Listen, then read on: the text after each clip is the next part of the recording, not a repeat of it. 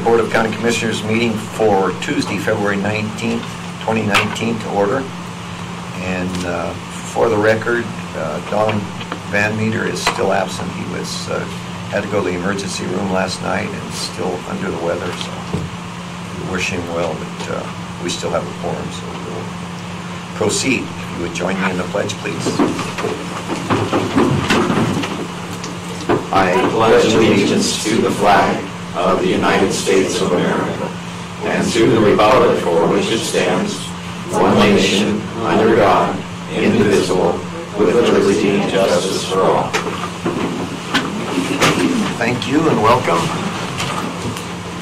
First thing we need to look at is the agenda.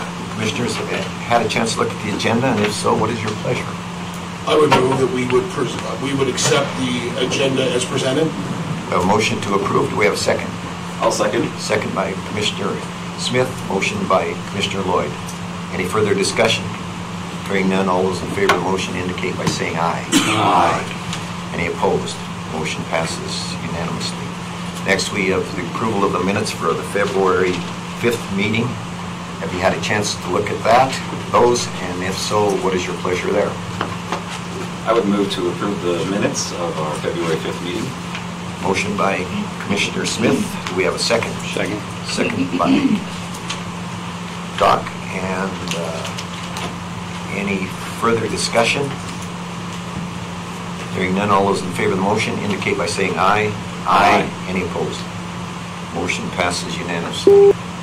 Next, we have the acceptance of the bills. Approval of the Sweetwater County Board of County Commissioners meeting for Tuesday, February 19th, 2019 to order. Commissioners had a chance to look at those. And for the record, Don Van Meter is still absent. He had to go to the emergency room last night and was still under the weather. So we wish him well, but we still have a quorum. So we'll proceed. If you would join me in the pledge, please. Passes unanimously. Sweetwater County Board of County Commissioners meeting for Tuesday, February 19th, 2019 to order. And for the record, Don Van Meter is still absent. He had to go to the emergency room last night and is still under the weather. So we wish him well, but we still have a quorum, so we'll proceed. If you would join me in the pledge, please. I pledge allegiance to the flag of the United States of America and to the republic for which it stands, one nation under God, indivisible, with liberty and justice for all. Thank you and welcome. First thing we need to look at is the agenda. Commissioners, have you had a chance to look at the agenda, and if so, what is your pleasure? I would move that we would accept the agenda as presented. A motion to approve. Do we have a second? I'll second. Second by Commissioner Smith. Motion by Commissioner Lloyd. Any further discussion? Hearing none, all those in favor. Mr. Lloyd. Yeah, just a few. Sweetwater County Board of County Commissioners meeting for Tuesday, February 19th, 2019 to order. And for the record, Don Van Meter is still absent. He had to go to the emergency room last night and still under the weather. We wish him well, but we still have a quorum, so we'll proceed. If you would join me in the pledge, please. I pledge allegiance to the flag of the United States of America and to the republic for which it stands, one nation, under God, indivisible, with liberty and justice for all. Thank you and welcome. First thing we need to look at is the agenda. Commissioners, have you had a chance to look at the agenda, and if so, what is your pleasure? I would move that we would accept the agenda as presented. A motion to approve. Do we have a second? I'll second. Second by Commissioner Smith. Motion by Commissioner Lloyd. Any further discussion? Hearing none, all those in favor of the motion indicate by saying aye. Aye. Any opposed? Motion passes unanimously. Next, we have the approval of the minutes for the February 5th meeting. Have you had a chance to look at those? And if so, what is your pleasure there? I would move to approve the minutes of February 5th meeting. Motion by Commissioner Smith. Do we have a second? Second. Second by about the issue of whether the county should maintain local Any control further planning and discussion? zoning. In this case, Hearing none, all those in favor of the motion indicate by saying aye. Follow the Aye. regs. Any opposed? Motion passes unanimously. Support the next rule. Truly believe they want to circumvent what their decisions are or their process and have chosen, rather than continue to work with planning and zoning, gone another route, i.e. through the legislative system. We got email last week as commissioners of that it was coming to the floor to contact our local legislators. Not only did I send a personal email to each of them in requesting they do not support that bill because the WCCA had a strong opposed to it of 70% or more. I did send the email. I did hear back and talk with Jeremiah Riemann at the legislative session, and he and I both heard directly from 3 of our representatives. The representative that neither one of us had a response from, I got on the phone, a couple phone calls, finally got an answer, and the comment from this representative was, I'm going to have a hard time supporting that bill.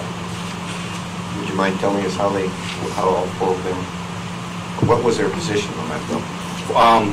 3 of them supported our stance of strongly opposed. Okay. One of them said it'd be a hard time for me to support that stance, that not only the county's taken, the WCCA as well as 3 fellow representatives. So we will follow it.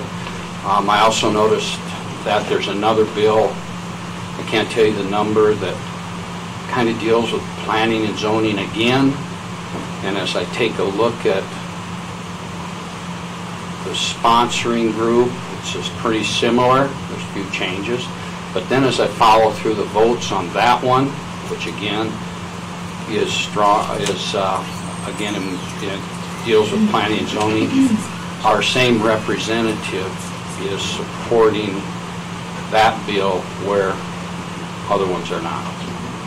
And how was WCCA, what was their position? I don't recall that one, Commissioner Johnson. I just happened to run across it. I didn't look at that, but I think I was more looking as to if our local representative was aligning himself with our representatives and the county versus aligning himself with some other constituents. So we'll just keep following it through and see how it shakes out. And I might have more to say about it at that time. Just kind of reiterating what Doc said, I agree. I don't think it's an issue about private schools. I think it's about governorship, and that's why I think it's an important issue to follow. Also, I can't remember the number, and I don't have it in front of me, and I will give you guys copies of it. There is also an interesting thing that came in late into the House to create conservation grants for counties from the governor's office that I think is an interesting thing that's flowing through, which is something we didn't talk about at WCCA because it came in late. So the only other thing I kind of know the number of that bill? I'll give it to you all. Can I ask a question? Yeah. Is that regarding the Natural Resource Plan? Yes. Okay, and that's regarding National Resource Plan, and there was that same question at the Conservation District the other night, brought to my attention regarding that. And I do know, let me share this much, is just on the surface, and I think Commissioner Johnson, you may have some institutional knowledge regarding the Natural Resource Plan and that type of thing, but Mark Cott also, Mark's not sitting here, Mark would know more about that too, but I do know there's historically something in the county, but where it's at this point, I don't know. Yeah, the reason I need to have that is I've had some calls on that particular bill, and I'd like to know which one that is. That's why I got this. Yeah, okay. One of the things, if I may one of the things that I think is very, very important, and I don't think the legislators throughout the state understand that, is when the WCCA takes a position on a particular bill, that's being passed up or down, or no comment, from the representatives of every individual in the state of Wyoming. And when a legislator goes against what the WCCA at the SID, which that's within their right. They're bucking the tide, in my opinion, and they should be very careful about doing that. And that includes our legislators as well as those from those other counties. So that's why I think we need to pay close attention to what's going on. As, for example, they've been very silent about what's going on in Lincoln County with the Peabody Coal and the Mountain. And we shouldn't be silent about that. That's the future of coal in Wyoming. And they're just not being voted about, in my opinion. Go ahead, excuse me. Mr. Chairman, one more thing? Sure. It isn't fair to talk about, because the bill, Senate 49 bill, is in the House right now, but it came out of the Senate. So it's only fair to talk also that our local senators voted in favor of 49 and not in opposition. And I did confront one of our senators at the legislative dinner that evening, and I don't know if both of you were at that table or not. Yeah, I had a very similar conversation. Yeah, and Me too. and that type of thing. But then one of our senators didn't get there, but as I checked the vote, our local senator supported that. Concerns me because it's all a Teton connection. Yeah, it would be better if it was within the state of Wyoming. Yeah, thank you. That's all I have to say. I'm sorry, but I didn't just want to pick on our house reps. No problem. I do. I know. One last thing to wrap up with, and that's as I've met with people throughout the local government and our component groups, so I really began to believe the greatest strength in this county is the employees. And just want to thank an employee that we lost last week in Sharon elections. And there was from the time I put in my name to run for office until I talked to her 3 days before, she was always positive and supportive and thoughtful, and I just thought it was important to recognize her for her contributions to the county. And I just, at the same time, I've been so impressed with the employees of this county, and they are really one of our greatest resources, and I just thought that should be mentioned today. So that's all I have. Yeah, thanks, Roy. I have that on my comments also. Dawn's next, and then I'll take this facilities department report for Dawn. In the district court, the district court clerks have been moved to the former circuit court clerk's area.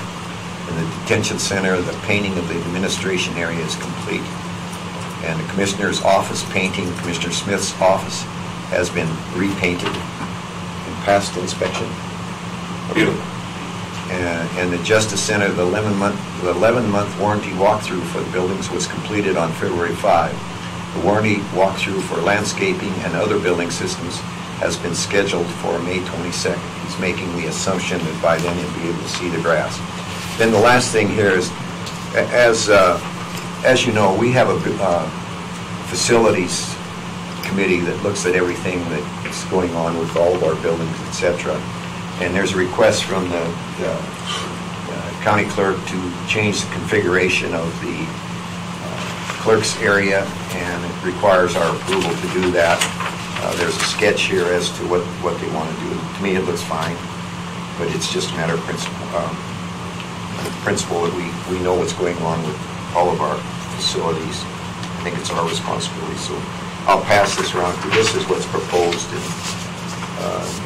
we'll take a quick look at that. And if there's how it is now, and we'll give approval to that. I'm sure there's no issue. I visited with Chuck and Chuck said it's very easy to take those out of there. They're not even on the mail report. Okay. Is this with the clerk's office? Mm-hmm. Well, if I could just make a comment. I was in there last week, and now that they're flowing people back to the desk area, it had a very positive vibe to it and a change. So accommodations to that department. Any comments? Yeah. Looks good.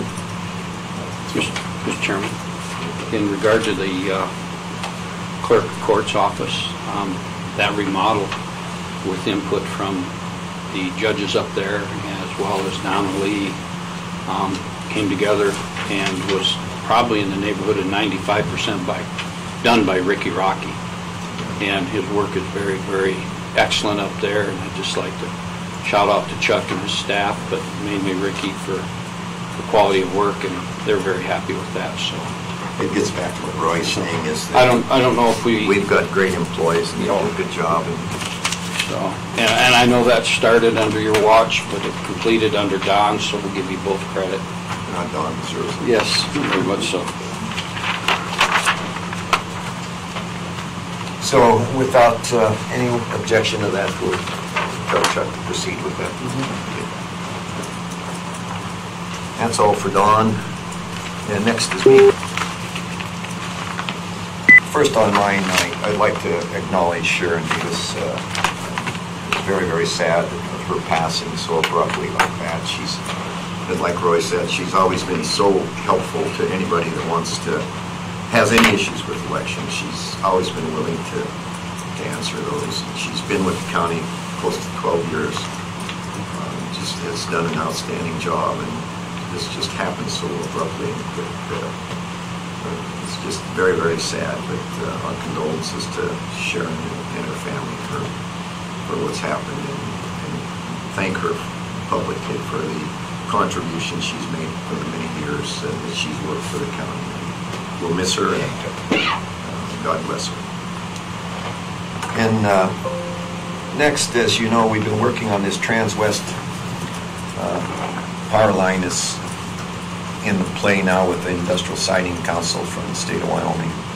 And we had to prepare for a meeting with Carbon County and the cities and towns within Carbon County to give an estimate as to what we think the impacts are going to be and negotiate with Carbon County and those cities and towns as to what we think the impacts are going to be, so that we go after those monies that have been set aside by the builder of that transmission line, which is Anschutz.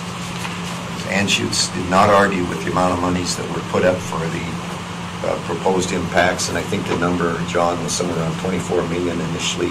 Yes. That was earmarked for the impacts.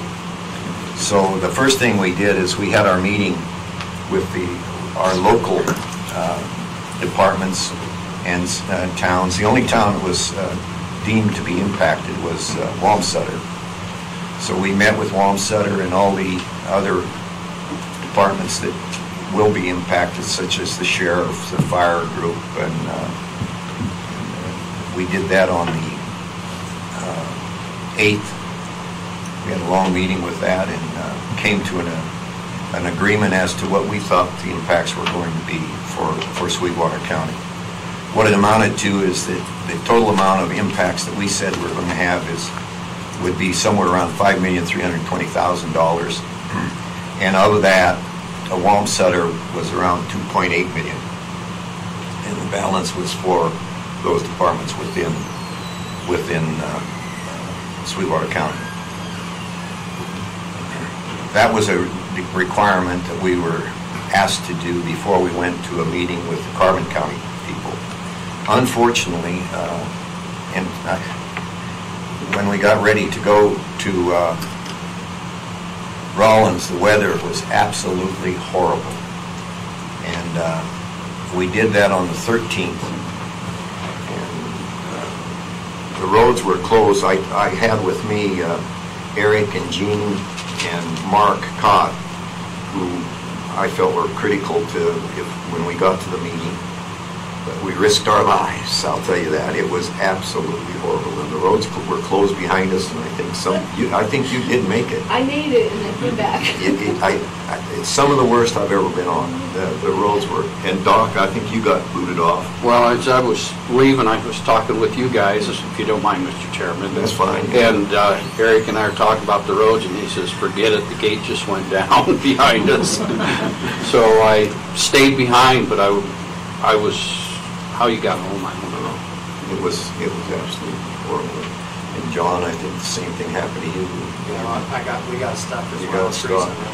But in a way, it kind of made it a little easier for us, because when we got there, we asked that we were with their clerk there that John Johnson wasn't there. He's the chair of the Carbon County Commission, and he couldn't make it. But Wamsutter, they were late, but they eventually made it also. But anyway, we met with the clerk, gave them our numbers, defended our numbers, and had no problem. So at this point in time, and the real battle will come with the Industrial Siting Commission, Council, or whatever they call themselves. And what's a little, and if I could just editorialize a little bit, Carbon County's asking for roughly 8 million. It doesn't matter. It's somewhere around 8 million, and we're asking for 5 million. And 3 million. The total was, anyway, my point being, it's way below the amount of money that Anschutz was willing to put up. So what we'll end up doing is having to argue, and that's where the real battle's going to be, is with the council, Industrial Siting Council. And the reason it'll be somewhat of a battle, because what they don't give to, in my understanding of this, what they don't give to us, and what they don't give to Carbon County and those cities and towns, they get to keep. And I just think that's just not right. The impacts, and first of all, I think they should rubber stamp every penny we're asking for, because we know better than them. That probably won't happen. But we'll have to make our arguments with them. And because they, in my opinion, they've got a tremendous conflict of interest in this whole thing. Because they get whatever penny they can keep us from getting, they get to keep. So stay tuned. That meeting will be in early April. Do you have a date on that yet, Eric? Towards the beginning of April, then mid-April is the actual hearing. There's a pre-hearing, and then there's the actual So hearing. it'll be probably the first one early April, then mid-April. Yeah. And we'll be there. We'll be ready for that. Appreciate all you that tried to get there. I cannot believe what those roads were like. I spent most of my career in Atlantic City going up South Pass 5 days a week. It was never that bad as it was trying to get to Rawlins. It was absolutely terrible. And Gene had to go clean it up after the fact. I think they were closed 4 days. Is that what it ended up being? It was bad enough that BP shut down their gas field for the first time in 12 years. Shut down their what? Their whole entire field out there, they told everybody to go home.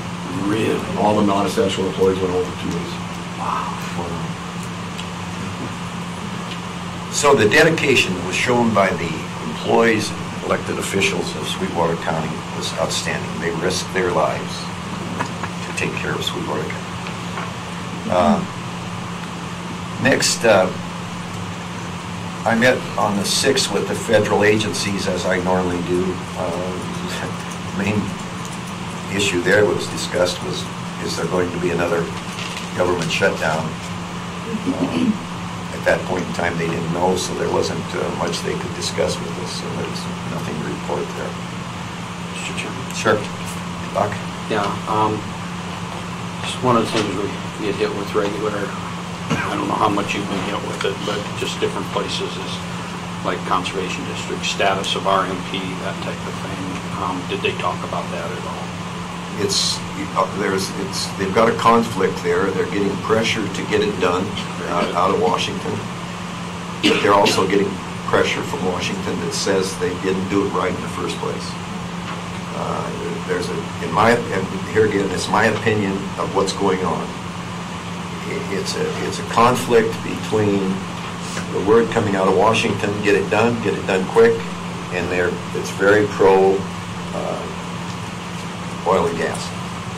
And obviously the input that has been up to this point put into the Rock Springs RMP has had a somewhat of a balanced approach as to where you should drill, where you can't drill. So I think there's that conflict. What may happen, and I hope this doesn't happen, is they may have to start all over with the Rock Springs RMP. So we'll wait and see what happens with that. Thank you. As Commissioner Smith said, we met with the hospital. Doesn't matter what date, I've got the date written down here. And it was very, very good. They were very enlightening. Irene, the CEO up there, was very forthright with us, telling us the direction they wanted to go.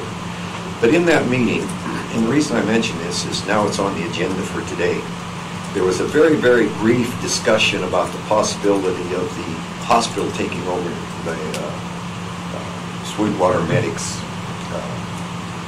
taking over the ambulance service for the county, I guess is what it would end up being.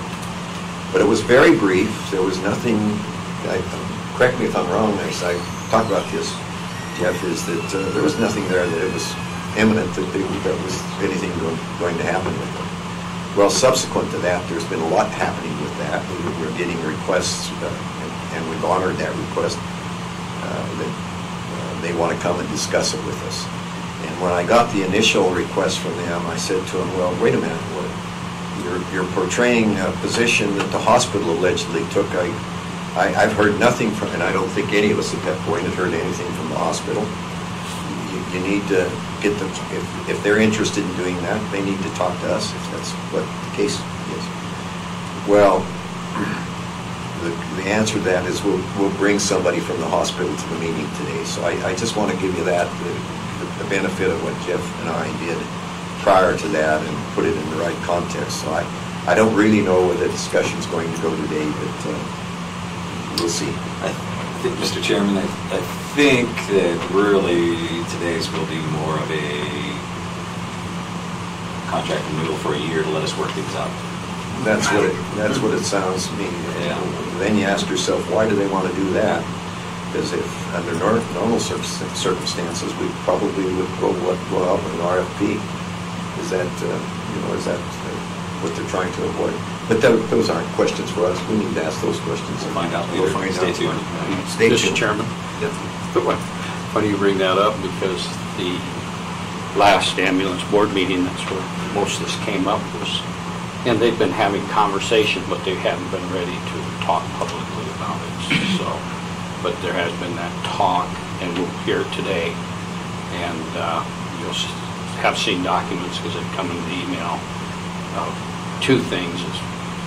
As one of them reads budget amendment for the remainder of the year, and the other thing is the extension of that contract based on the clause in the present contract that says, when we did this back in November, I think it was before you guys were seated, the other commission, we decided to go with an RFP and told Marty to do it rather than extend the contract.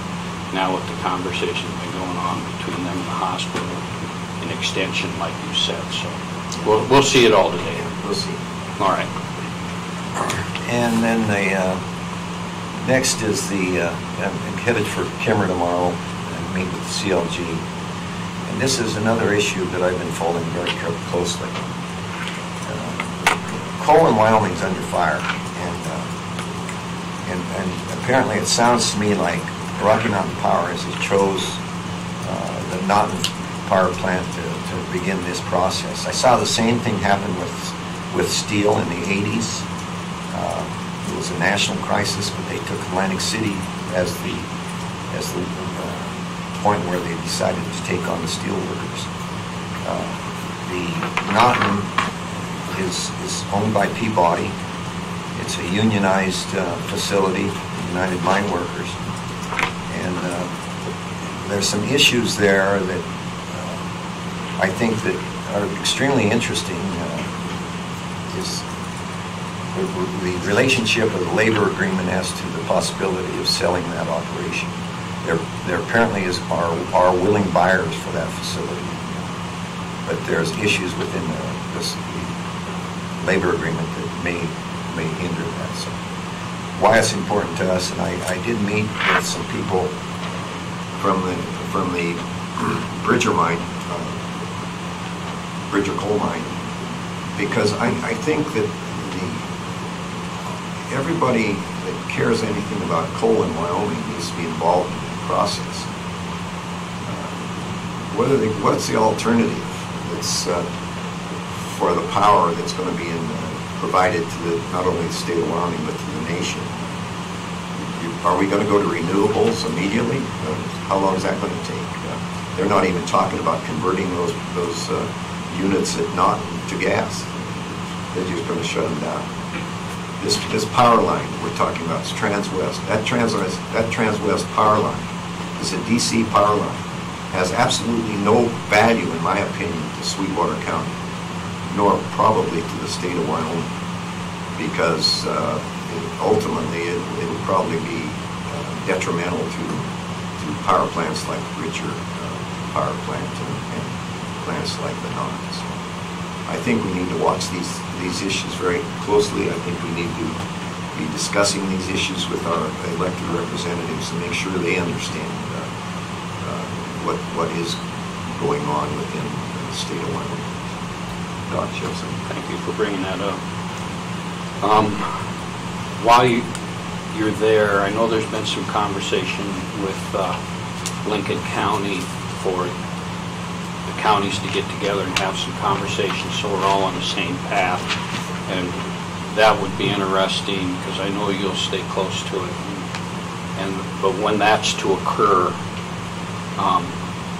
let us know. The other thing too that I think is tracking at Naughton that I think will directly have some significant impact is Naughton for years, and this is from Kent Conley, Commissioner Conley, for years have been talking with them, with the power company they have through there to go over to natural gas. And they haven't committed, they haven't said no, but you know, they left the idea that they probably would. Now, the way it sounds, they're not going to. Well, they shut down that unit. Yeah, they shut down that unit, thank you. It'll take them a year to put that unit back online. Okay. The conversations are going on with Pacific Power for Bridger 1, 2, 3, and 4, capable of converting to gas. Yes, they are, but they're not making any commitment to do it, which is very obvious. And then when you take a look at the RMP, and it's a huge document. Why you'd want to sit and read 120 some pages, I don't know. But if you do look through it and look at the summaries and look at the tables of projected and really kind of try to get through the minutia, you don't see anything in there of turning those over to natural gas. Everything is, if it's all possible economically to expedite the use of fossil fuels for generating power, the sooner the better. When you read all that and look at it, now the first thing you're going to be told is, well, wait a minute, we're just looking at it, there's nothing factual about it. Well, Naughton's been told that all along, so we got to stay very close to it, because, you know, I'm going to give it to them. It's their private business. But you know what? It's the people of Sweetwater County, it's state of Wyoming that are impacted because of their decisions and not coming to the table to talk about what are the plans as they move forward. So, thank you.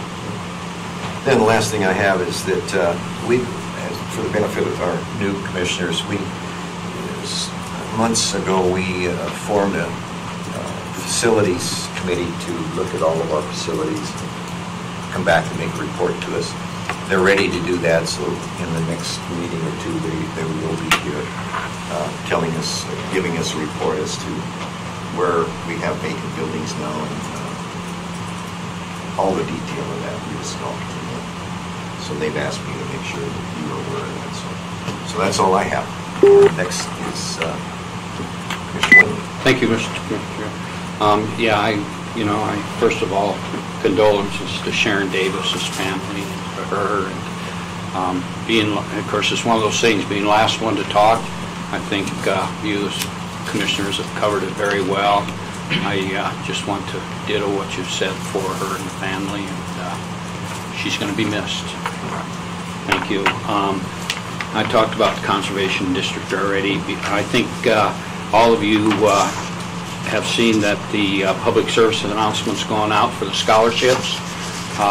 Talked to principals and counselors in all the schools in the county, Farson, Eden, Green River, Expedition Academy, the alternative school, Black Butte and Rock Springs, and I was lucky to talk to, at Rock Springs High School, a secretary that works with the guidance office. But anyhow, for the most part, I got to meet with all the people that really take care of this. So Sally, with her work, she's contacted radio stations, so there'll be public service announcements and that. And hopefully we'll get a good response. And the conversation going well. Green River is going to link on their school webpage. They'll put a link to our website where the scholarships are located to make it easy for friends in that. Rock Springs has nothing along that line at this point in time, so we'll see how that shakes out. But everything's moving along. The next meeting in March, the Sweetwater Economic Development Coalition will be here, and they'll present an update of where they're at, and hopefully at that time present a vision. The thing and Commissioner Johnson, you were here at the onset of all this. I think when we established the coalition, which is Green River, Rock Springs, and the county, and have it housed at the chamber. At that point in time, we got together in response to Governor Meade's industrial complex meeting with county officials and that. And of course, as he moved forward working with and moving into the endow, we've seen that become almost taking a different direction. And with the people from the cities and two cities and sitting there with the director of it, and I've been a part of all this conversation, it's just been felt that, hey, wait a minute, we've got to come back. That was a direction we had back then, but we want to take it even further and redo our vision in there. That includes what we're doing in the county with the cities and that, with a focus not only on the site we've identified out by the airport, but also more focused for the two cities as well as the county as a whole. So they'll come forward and talk about that at our next meeting in March. And also hopefully, since the city of Rock Springs and Green River have requested budgets from that organization throughout anything in their organizations, hopefully we'll have an early idea of budget, and we may not till they work with Bonnie either, but who knows, okay? So that's moving forward, and we can expect that. Other than that, all's good every place else. And one last thing, our employees and snow removal people have been held to the task all winter long. Our December snow is still here. Doesn't look like it's going to go away because every snow since then is piled on top of it, but they've done a really substantial job, I believe, staying ahead of it for the county entities and around the courthouse. So special thank you to them. And outside of that, if there's no questions, that'll conclude my report. Thank Next you. on our agenda is the county residents' concerns. We're a little early. Why don't we take about a 10-minute break? So somebody might want to do that. So we'll take a 10-minute break.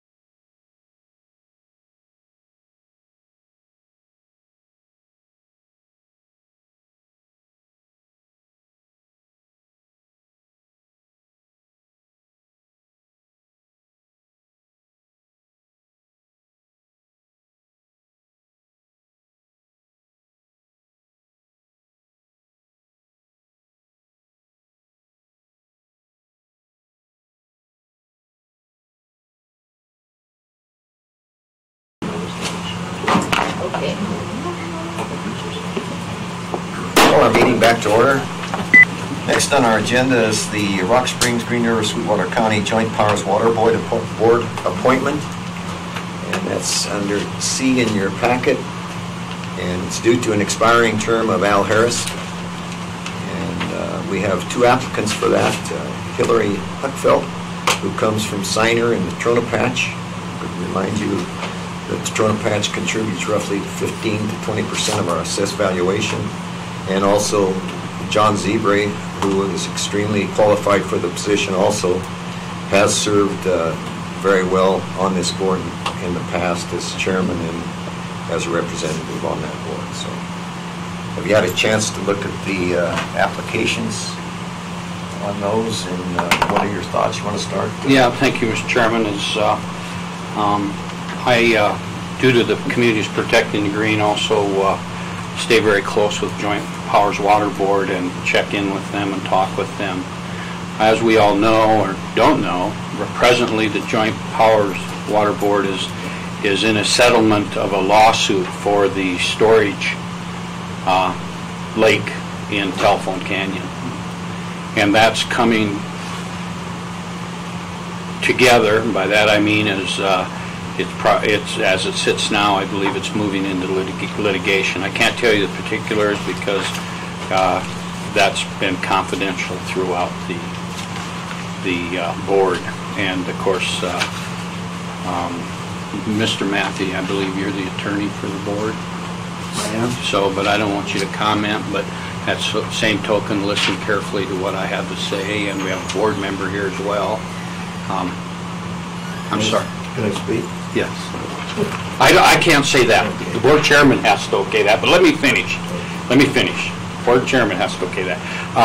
Anyway, as we move forward and where it's at, I know in the bylaws it says at the extension of their term until somebody's appointed, which means the way I think that is interpreted is to be able to continue serving until we appoint somebody. That's what SEPI is requesting. Yeah, and Mr. Seppi basically, in regard to the letter he sent to us now, is basically, as it indicated that, and my conversations have been to request that we look at the possibility of extending, not making this appointment at this time, let the lawsuit work through, because the present board that's sitting is the ones that have all the institutional knowledge. They'll be the ones that would be part of this lawsuit. So with that in mind, I would like, I won't make the motion at this time until everybody comments, but I'd like to have the commission consider not making an appointment at this time until after the lawsuit gets cleared up and that type of thing. So that's where I'm at with it, Mr. Chairman, based on working with them. Roy? No, I'm in charge of this. Okay. We normally do not let the audience Okay. talk about our appointments. We'll make that appointment. Appreciate it. Okay. Let me run the meeting. And no problem. I guess my only question would be, and then probably the Commissioner, Chairman Johnson or Attorney Mr. John De Leon, is it legal for us not to make an appointment and hold off on that in this kind of a case? We've never done it before. Yeah. And what I think you need to do is look and see whether that's a reasonable request. It gets back to, Reed West was defeated on this commission. He was a key player in the Sixth Sense. Absolutely. And we kept him on to finish that. And I think that he's also could be, in my opinion, a continued resource to the Joint Powers Water Board if they should want to keep Mr. Harris involved in that in some way. So, that would be my only question. Do you have a preference as to the two that? I'm still marinating, Commissioner Chairman Johnson. Jeff? No comments, no. I think that the issue of whether we want to keep Mr. Harris on or not is I think his expertise can still be retained by the board, Joint Powers Water Board. Mr. Matthew, do you have any issue with that? What are your thoughts on it? Being their attorney. Mr. Chairman, I am their attorney, and I don't want to overstep my bounds in that capacity. I'm not a board member. That being said, Mr. Wendling has accurately described the legal situation, and it is correct that Mr. Harris has been on the board for throughout all of this, and has been very valuable on the board in that regard. The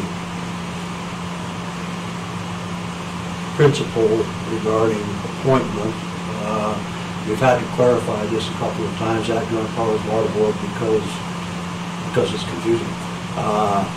When someone holds over, basically, if Mr. Harris continues to serve, he'll be holding over, and he is entitled to do so, or is required to do so, actually, until his replacement is appointed and seated. So there's no impropriety in simply foregoing an appointment at this time and leaving him on the board until a later date. The only confusion that this has resulted in the past is the commencement date of the term of the new member. And the convention at Joint Powers Water Board, and I think pretty much everywhere, is that Mr. Harris will be serving that period of time comes out of the term of the new director. So if someone is appointed, for example, in July, they will have their term shortened by the months between March 1 and the appointment. That's the only consequence. As far as valuable service to the board, Mr. Harris's continued presence would be very valuable. And do we have any feel for when that might be, when that would be settled? That's like reading tea leaves there. That's why you get the big bucks.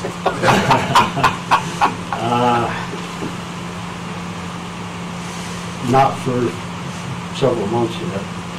If we have it disposed of in 6 months, I'll be delighted. Within 6 months? Yes. And Mr. Harris's term is up March 1. March 1. Okay. Thanks.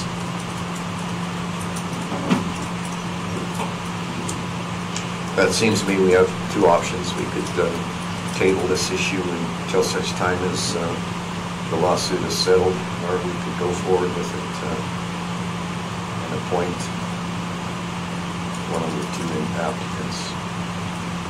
So I think I'm open to either one, whatever you might say. So we could table it. Mr. Chairman? And I agree with Mr. Harris. Yeah, and John, do you have any issues with if we table? No. I know we got to be careful the way we table and untable. Yeah, I think, Mr. Chairman, I think it is, there's no issues with tabling it, and I think the actual term, so there's no issues, is postponed. Then it doesn't require a time frame at all when you gentlemen feel it's appropriate to have it brought back before the board with a postponement. So just let it go at this point in time without tabling it? You would make a motion to postpone? Just motion to postpone? Motion postpone, and then when the board feels it's appropriate to bring it back forward, then the board can do it at that time. Postponement doesn't have a time limit. yeah, thank you, Mr. Chairman. So this question to John. Postponement doesn't have a time limit. That's correct. Tabling does have a time limit. Tabling, and again, it's you gentlemen, the terminology, I think it's usually clear what you mean, and so I don't think there's any actual issue. It's just terminology to help you decide what is best to do. But yes, the proper terminology would be postponement. Tabling is meant typically to do something later in the meeting, or else maybe the next meeting. But postponement would be the proper terminology, I think, for what you gentlemen are trying to All right. accomplish. Thank you, I appreciate it. John, one other question. Should we say something in the motion to postpone them until such time as the lawsuit has been settled, or just leave it open at some future date? I think you've covered it in the discussion. I don't think it is necessary and not necessarily best that way as you gentlemen deem fit. And one more point of information, Mr. Chairman. There's another seat on the Joint Powers Board, Water Powers Board, that's up for term, and that's the City of Rock Springs. That's one of their appointees. It's Mr. Hartley. And so they'll have the same question before them tonight. Not that it impacts us, but there are 2 seats on that. Well, the issue, though, I think with Mr. Harris, he's our appointment. Yes, he is. And he's the chairman, I think, still of that board. No. Mr. Hartley's Hartley is. Al's vice chairman.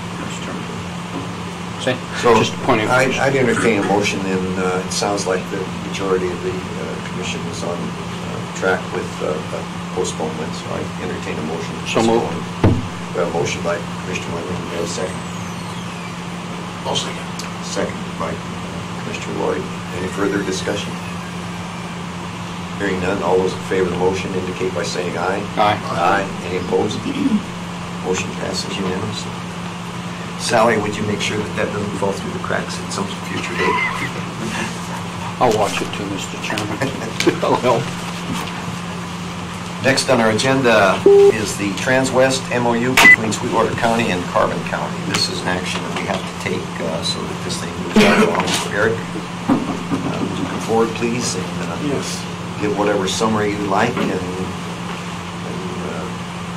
enlighten us. Sure, thank you, Mr. Chairman. So what you have before you is an MOU between us, Sweetwater County, Carbon County, Baggs, Dixon, Town of St. Clair, Saratoga, Rawlins, and then on the Sweetwater County side, it's Sweetwater County and Wamsutter. Commissioner Johnson stated pretty much what happened as far as the industrial site. Anytime these industrial siting projects happen, they do this area of influence that goes around the project, and we happen to be in that area, and so does Wamsutter, and which will also be heavily impacted. And we did come to an agreement between both counties. It was held in Carbon County, as Commissioner Johnson said. It was one interesting drive there, risking life and limb.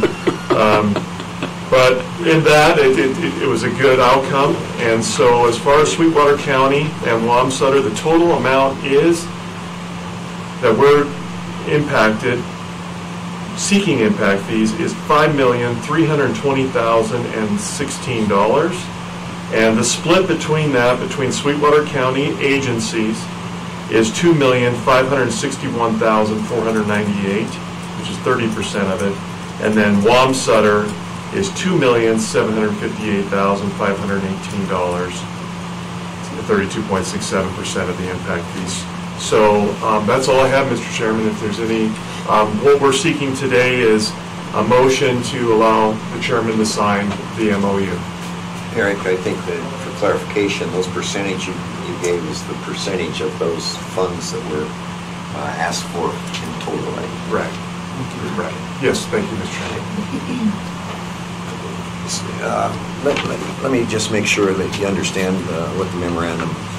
It's a memorandum of understanding between the Board of County Commissioners, Board of Commissioners of the County of Carbon, Wyoming, the Town of Baggs, Wyoming, the Town of Dixon, Wyoming, the Town of Sinclair, Wyoming, the Town of Saratoga, Wyoming, the City of Rawlins, Wyoming, the Board of Commissioners of the County of Sweetwater, Wyoming, and the Town of Wamsutter, Wyoming, for impact assistance funds. So what I'd entertain is a motion to approve this memorandum of understanding as presented and authorize the chairman to sign said document. I would so move, Mr. Chairman. We have a motion by Commissioner Smith. We have a second. I'll second. Second by Commissioner Lloyd. Any further discussion? This one question is, Baggs Dixon, did they not want any funds? Did they not present? Did they not make it? They just, no comment from it. They didn't say, we don't want anything. They were contacted and they did not put in for impact fees. If we do some work for them, could we get theirs? Well, if I may. Go ahead. I don't want to comment as to what they did and didn't do, but when you look at the total impact funds that were available to all of us, choosing my words rather carefully is that I think that when you realize that the funds that we don't get are going to go to the state, I think that they had an opportunity that they may have dropped the ball. So, Wamsutter did not. They were in our meeting. Yes. Our meeting went extremely well. Yes. The other comment I'd make relative to this, I can't thank Eric and Gene and Mark enough for their input on this.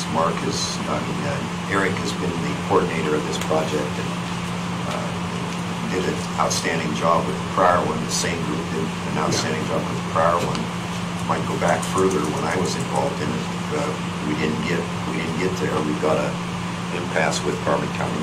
We had to go back to the siting council to make that decision. So appreciate all that you've done and the other input that was received from the clerks and the sheriff and just all parties involved. The Wamsutter, of course.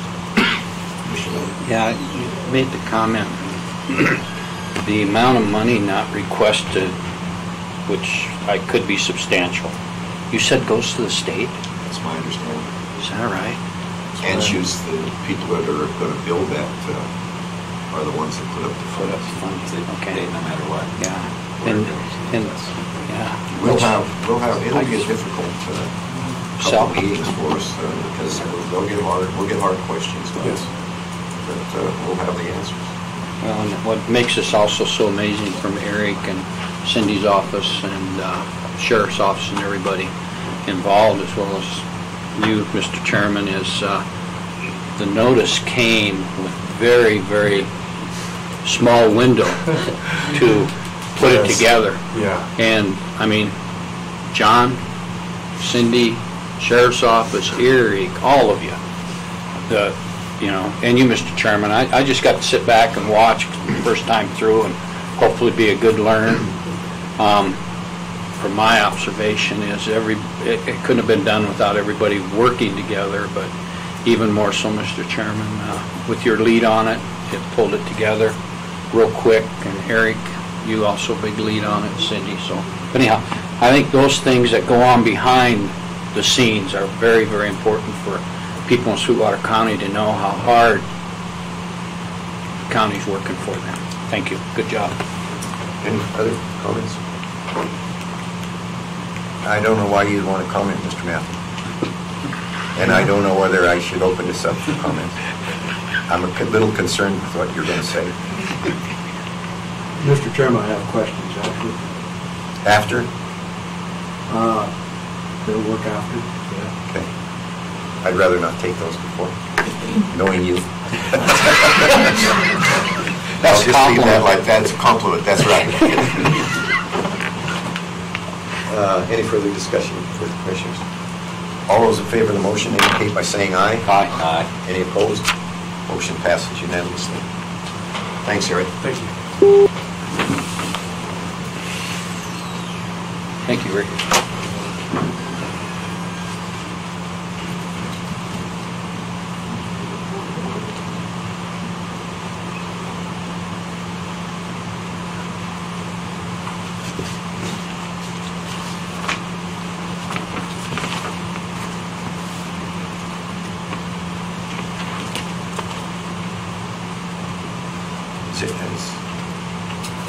We need, next on our agenda is discussion to move overtime to earn at 168 hours instead of 171 hours and budget at 160 hours instead. I think we need areas. There he is. Just on cue. I heard you guys talking. Morning, Sheriff. Morning, Sheriff. Welcome. Morning, Gary.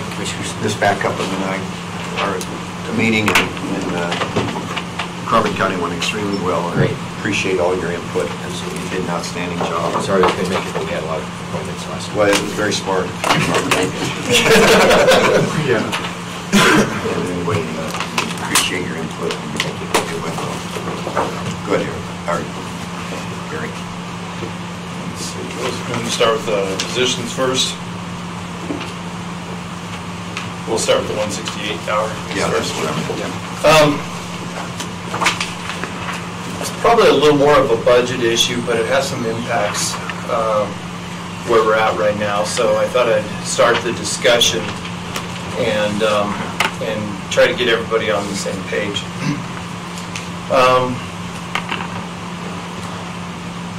When Sheriff Lowell was here, we had some discussions about budget amounts and positions and so on and so forth. And some of you that were here will remember the presentation that I did for the board on the staffing levels at the detention center.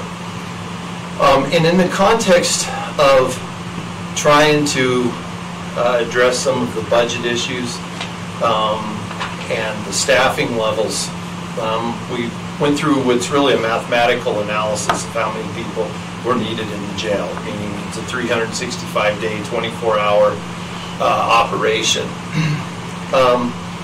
And so trying to understand why there was such a struggle with the funding and staffing and what have you, it became clear that one of the contributing factors was this.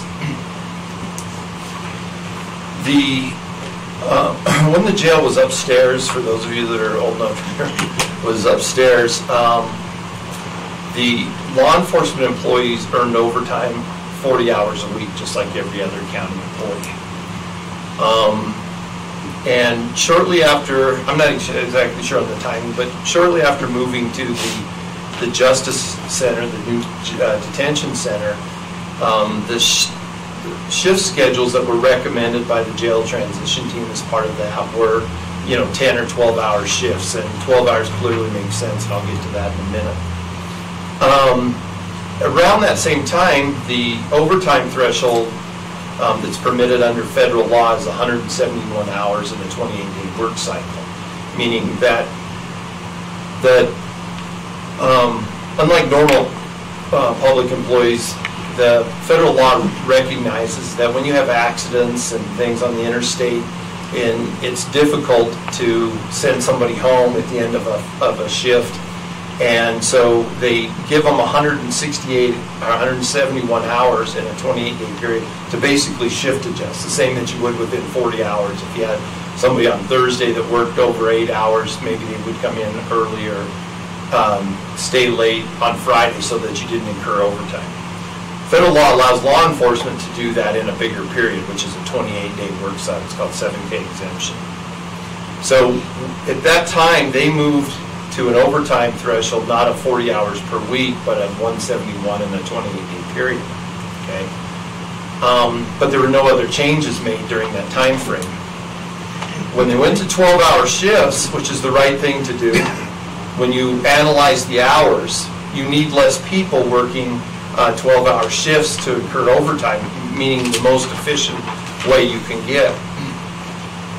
But as the staff numbers went down, then that became less tenable at the way that was being budgeted. So the way that it was being budgeted was still at 160 hours for that 28-day work cycle, as opposed to 168 or 171. And so in essence, if we were to stay at the 40-hour week and have more people, meaning like 2 more employees, then that's fine.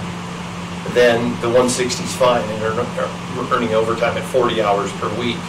So in a 28-day work cycle, 7 days a week, that's 4 weeks at 40 hours, 160 hours in that work period. If we continue to do that, that's perfectly fine, but you'd have to have more employees.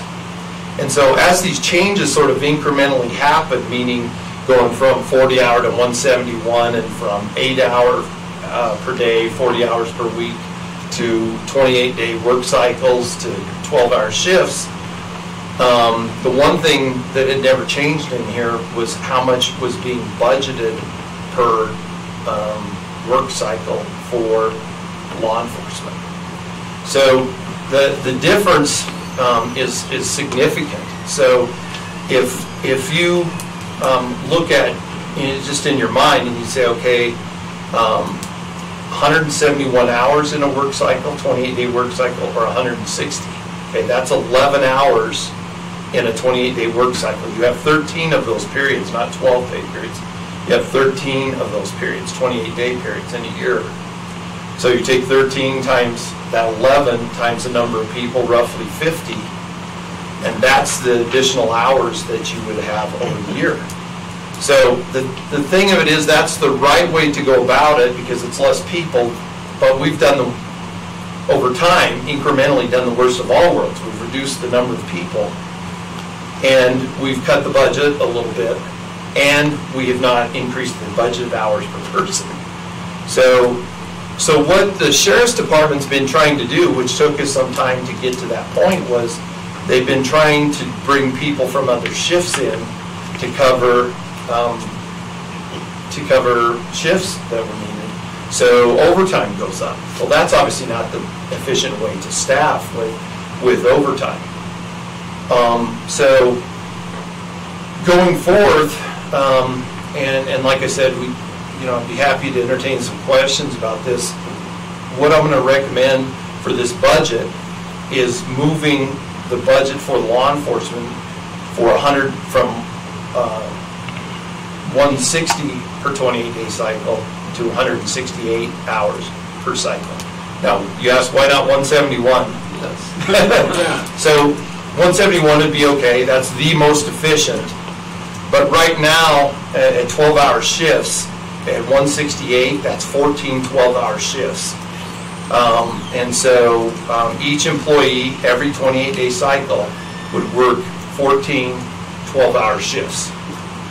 And that's 168.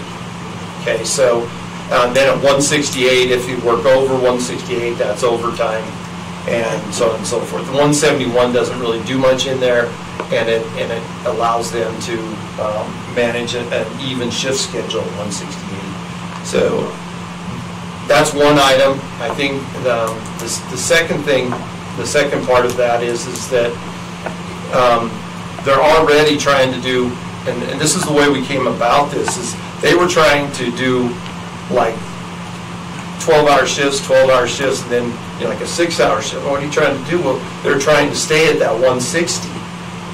And of course, in order to do that, they're bringing back other people to cover the range of the shifts. And I couldn't understand why their overtime was so high.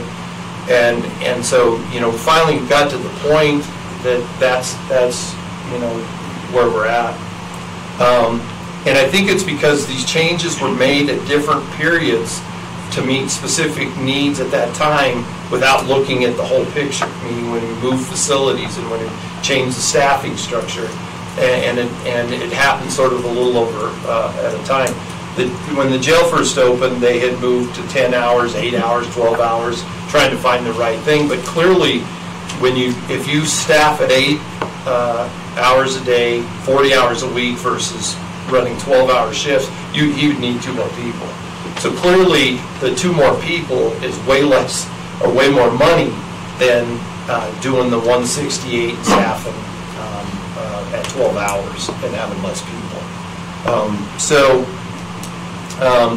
I guess I'd kind of like to get a flavor from the board of where you're at with that issue, how we'd like to go forth with that. Clearly, we can bring it up as part of the budget. So the big question is, how much does it cost? So just changing from where we're at to 168 hours is $225,000 a year. That'd be the total cost.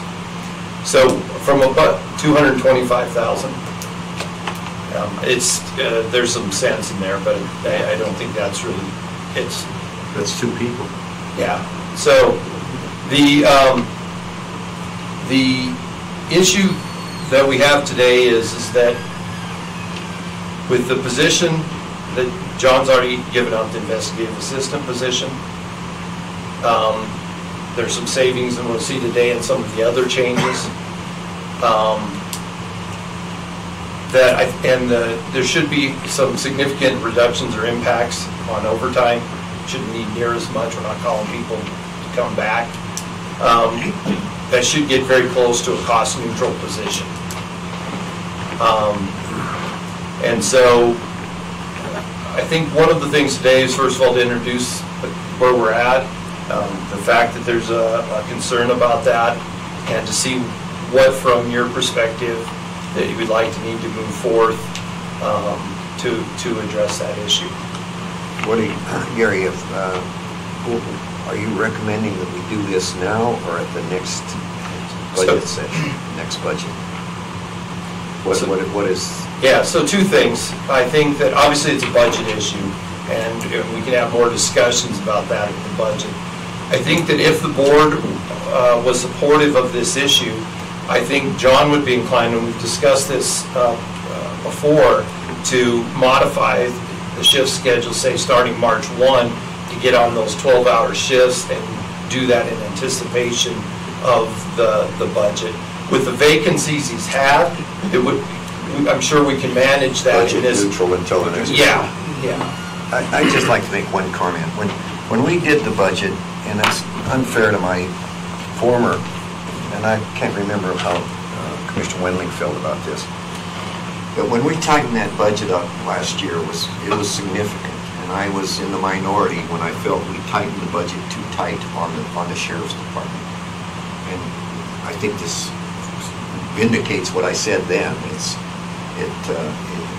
We did. It was too tight, and it is too tight. But my view of it, we got to let the sheriff run his department. He was elected by the people just like we were to run his department. And I feel we need to give him what he needs, even though he's got the biggest budget in the county, what he needs to do his elected functions. So I'll support it either way that the sheriff wants to go, and if it's budget neutral because of reductions he's made, I think he's been great ever since he got elected in trying to do work within the parameters of the budget that he has handled. So those are my views on it. Jeff, go ahead. Doc, so were you right as well? Pardon? Were you right as well? I was right alongside. We both felt very strongly at that time that budget cut to that department specifically, and there may have been others had we had the opportunity to talk about them, went too deep, and it would impact operations. But again, too, we were in the minority, and when it went through, we supported it and stayed there, didn't undermine it a bit, Mr. Johnson, if you recall, and everybody moved along and to where we are today, and I too can align my thinking right alongside Commissioner Johnson's with regard to this issue. I just really feel that we need to look at them, and if we are going to increase them, like this request is the justification, and how do those resources best serve the people? And I think we've had that explanation, Chairman. So I'm supportive of this request starting March 1st. What are we talking in overtime? The total, do you have a total? Yeah. Budget. Like a catch up of money. What's our overtime budget? What are we up to already? We've already exceeded, on the detention side, we've already exceeded the 100, I believe it's 100,000. It becomes obvious that the only reason you live with that is because your head count's down. I'd say the combined overtime, just to be clear, is about detention patrol, like about 225. Wow. You feel like you can save how much of that? So I don't know for sure. I mean, it's a little bit hard because there's things like the Wyoming High School rodeo, we have those issues, the fair, those things that are outside of the normal activity. We're going to try to have an analysis as best we can from last year and try to ferret out how much of that. But in the detention side, and I use the detention, John has a little more flexibility on patrol because you could have an officer come off of patrol early on a shift without a lot of impact. But in the detention side, when you just know you've got to have those positions, period. You got to have a booking guy, you got to have somebody watching juvenile. There's just no flexibility with that at all to safely operate the facility. I think this is an example, and not to let anybody off the hook here, but this was an example where the communication between the departments is important. And that when we started to analyze the problem in a factual way rather than a political way or an emotional way, I think we eventually got to what the real crux of the problem is. And so I think that going forth, what it really gives him, number one, is from a staffing level, 14 12-hour shifts. That's what you schedule. At 168 hours, it's overtime. We can simplify the pay codes. We don't worry about special events overtime or any of those other. However they schedule them at 168, the sergeants know as they approximate 168 if we can shift adjust by having them go home early to alleviate overtime. We'll do that if we can. We can. As I said, in jail they can't. There's not much opportunity to do that. Still got the floor, Jim. You're pretty confident with this change that whatever the number of that overtime is, that it will, with other changes, be budget neutral. I think pretty confident in that. So here's where I'm coming from. So the position, investigative assistant position that he already gave up is $90,000 some dollars. Okay, total salary and benefits. But doesn't that end in June? So the next budget, it's not budgeted. Right, that's what I'm saying, but I mean, compared to last budget. Okay. So what I'm trying to say is there's 90,000 there, there's roughly 16,000 or so on the documents that are in front of you today. There's $110,000 or so that is just in front of us right now. Just in that. Yeah, just in that. So, and then in terms of the balance and overtime and some other savings that are coming down the pipe, which we'll be talking about in the upcoming weeks, yeah, I feel pretty confident we're going to be very close to a budget neutral position. Thank you. Yeah, I got a couple things. I think I had the pleasure to take a tour of the Sheriff's Department and meet with Sheriff Grossnickel and Captain Stokes and Captain Love.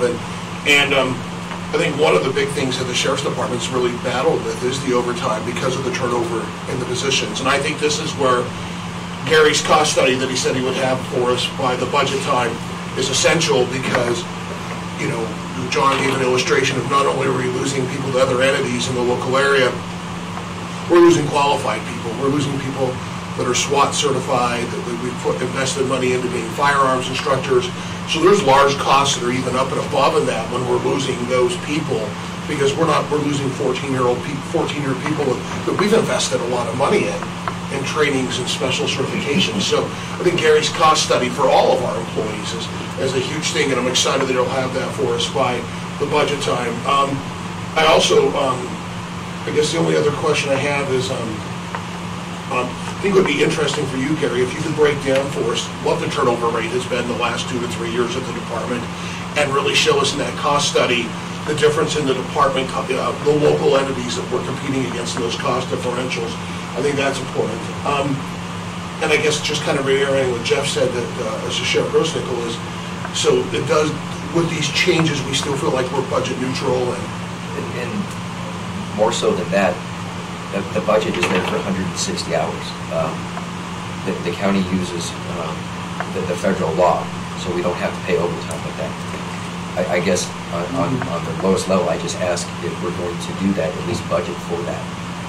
If we have somebody that works 168 hours, don't really set the sheriff's office up for failure. Allow us to budget for that, and then we'll deal with the overtime. But we've done a really good job with the minimum amount of people that we have in maintaining that neutral budget also.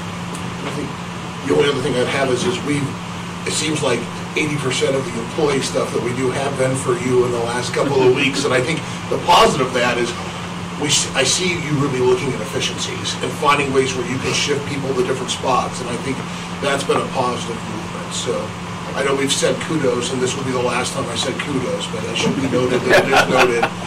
Don't let it be the last time. No, don't let it. Definitely.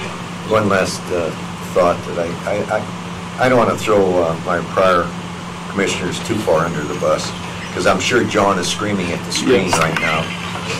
In his defense, and primarily his, but Reed also, we've saved the county, $16 million in last years because we've tightened the budgets and the sheriff's department. And when I say that, I felt personally that he tightened it too much. You know, I'm not saying I was right, but because we did save the money, and now we can rectify it with. Chairman Johnson, if I could just make one, just to simplify this discussion a little bit. You gotta be careful when you win the argument. That's right. Yeah, so I just to simplify this, it's if you think about it for normal employees, it would be like budgeting 2,080 hours, which is for 40 hours. It would be like budgeting 2,000 or 1,900 hours for those employees. It's the same concept. If the reason that we work 8 hours a day, 40 hours a week, is because that's the overtime threshold for overtime. So if you analogize that to law enforcement, we just have the pieces didn't move as the department and changes in policy changed. The budget didn't move with it. I think that's the simplest way. And I think in 168, so what I would like to do is come back at the next meeting with a resolution on the overtime at 168 threshold, and then go from there. Yeah, just listening, something impacted, and this is more for information. Do we have a policy in the county that addresses this here? Yes. So when we approve the resolution, then the policy will get updated. Right, that'll be the purpose of the resolution. Very good. Yeah. Thank you very much. Okay, Okay. now we have on that issue. Next, I think you're still up. Did for a while. Yeah. We're gonna put reserve seating.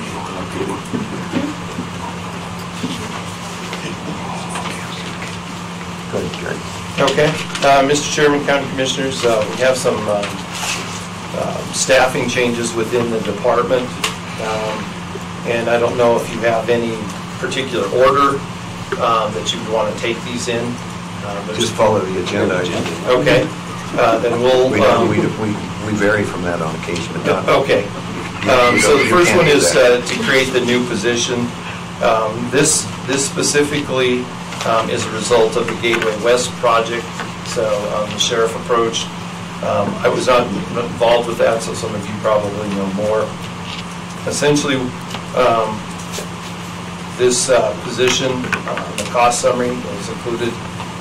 The costs are about $103,000, depending on the health insurance, with the position to be funded by the proceeds to come from the Gateway West project.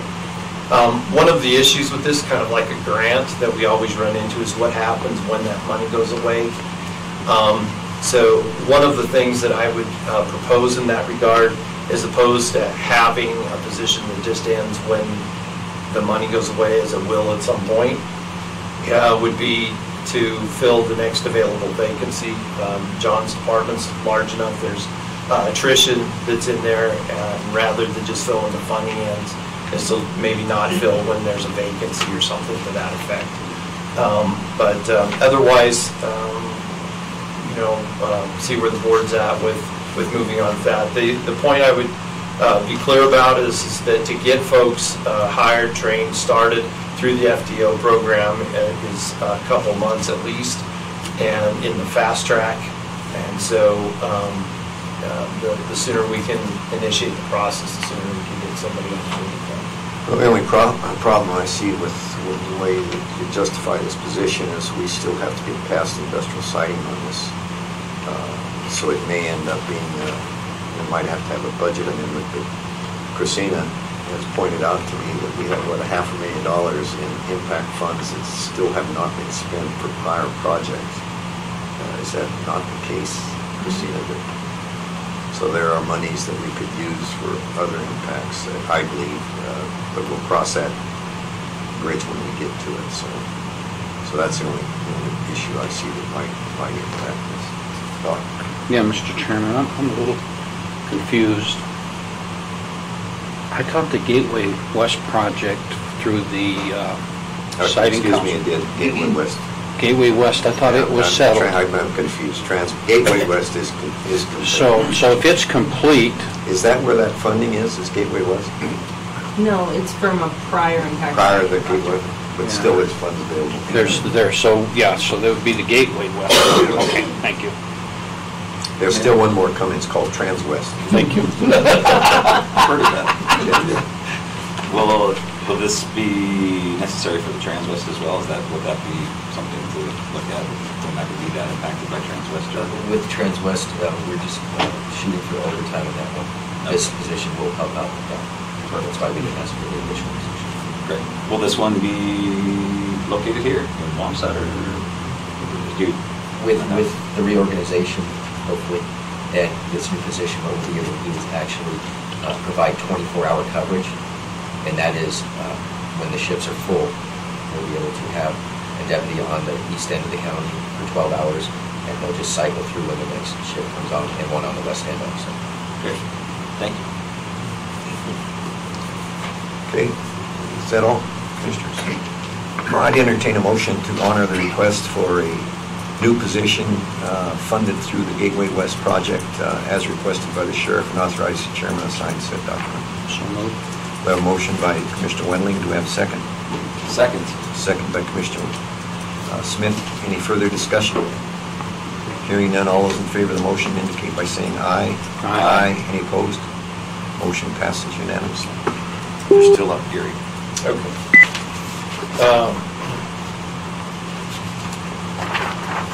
The second request is to replace, we had a retirement, and the request is to replace that vacancy, which was a detective vacancy, with a patrol officer. So there's some savings as indicated on the attached sheet of about $12,000. Obviously, could be considerably more than that if the position isn't staffed at that level. There's 3 levels of law enforcement officers: entry level, basic, advanced, and professional. We've included in the cost summary the highest potential that they could move in. I don't know whether we'll get that or not. I see 4,500. So we have 2 positions that we're talking about. The first one is the detective position that is being filled as a deputy. Okay, sorry. I didn't know which one of them was first, so. Well, you got to follow the agenda. You lost me there. No, I think I am following. So, this is the detective position that's being eliminated and replaced with a patrol officer position. And that results in some savings, you think? Yeah, $12,297 in the worst case scenario. Any other questions? Okay, hearing none. I'd entertain a motion to honor the request for a detective position in the Sheriff's Department, refill the position of the Public Information Officer. No, that's not the one we're on. We're on the... That one is the $12,000 one. No. We have another I'll just be honest, I'm kind of confused. Okay. Let's see, let me double check. See what you have, and then I'll see what I have. F, right? We took care of F, and now we're on G. I think that's the way that this is put together. Okay, you want to talk about the Public Information Officer? Just stick to that. Okay. All right. Go ahead. Patrol deputies. So the Sheriff's request is to eliminate a current detective position, refill that position at the patrol officer rate for the purpose of a public information officer at a savings of $4,570 or so. So Commissioner 510. Smith was right. Yeah, he was correct. Okay. So as you know, this position, the PIO position, has existed within the department for many years under the detective rank structure. John is simply recognizing both the utility and need for that position, but at the lower cost structure. No increase in headcount on this one? No. Questions on this one? Okay, let's try again. I'm square on this one. You had it right. You had it right, Commissioner. I'd entertain a motion to approve the request to restaff a vacant position in the Sheriff's Department for a relative to the elimination of the public information officer with a detective position. As indicated. Elimination of the detective position replaced with... And refill with the public information officer. And authorize chairman to sign said document. I would so move. We have a motion by Commissioner Smith. Do we have a second? I'll second. Second by Commissioner Lloyd. Any further discussion? Hearing none, all those in favor of the motion indicate by saying aye. Aye. Aye. Aye. Any opposed? Motion passes unanimously. Next, number H. Mr. Chairman, County Commissioners, now that we're back on track. The final request is to delete one detective position and to refill that vacancy at a patrol officer position with the savings of $12,270. Heard that number somewhere. Any questions on this one? Yes. Mr. Chairman. Sheriff, what does that mean logistically, having one less detective, for someone who doesn't really know that much? The way the structure of the sheriff's office, the detective was the same position as a corporal, so they're actually a great hire. Eventually, through attrition and restructuring, I want to do away with that title of corporal. Take the top level and bring it back down, so we have more people actually out there doing the job.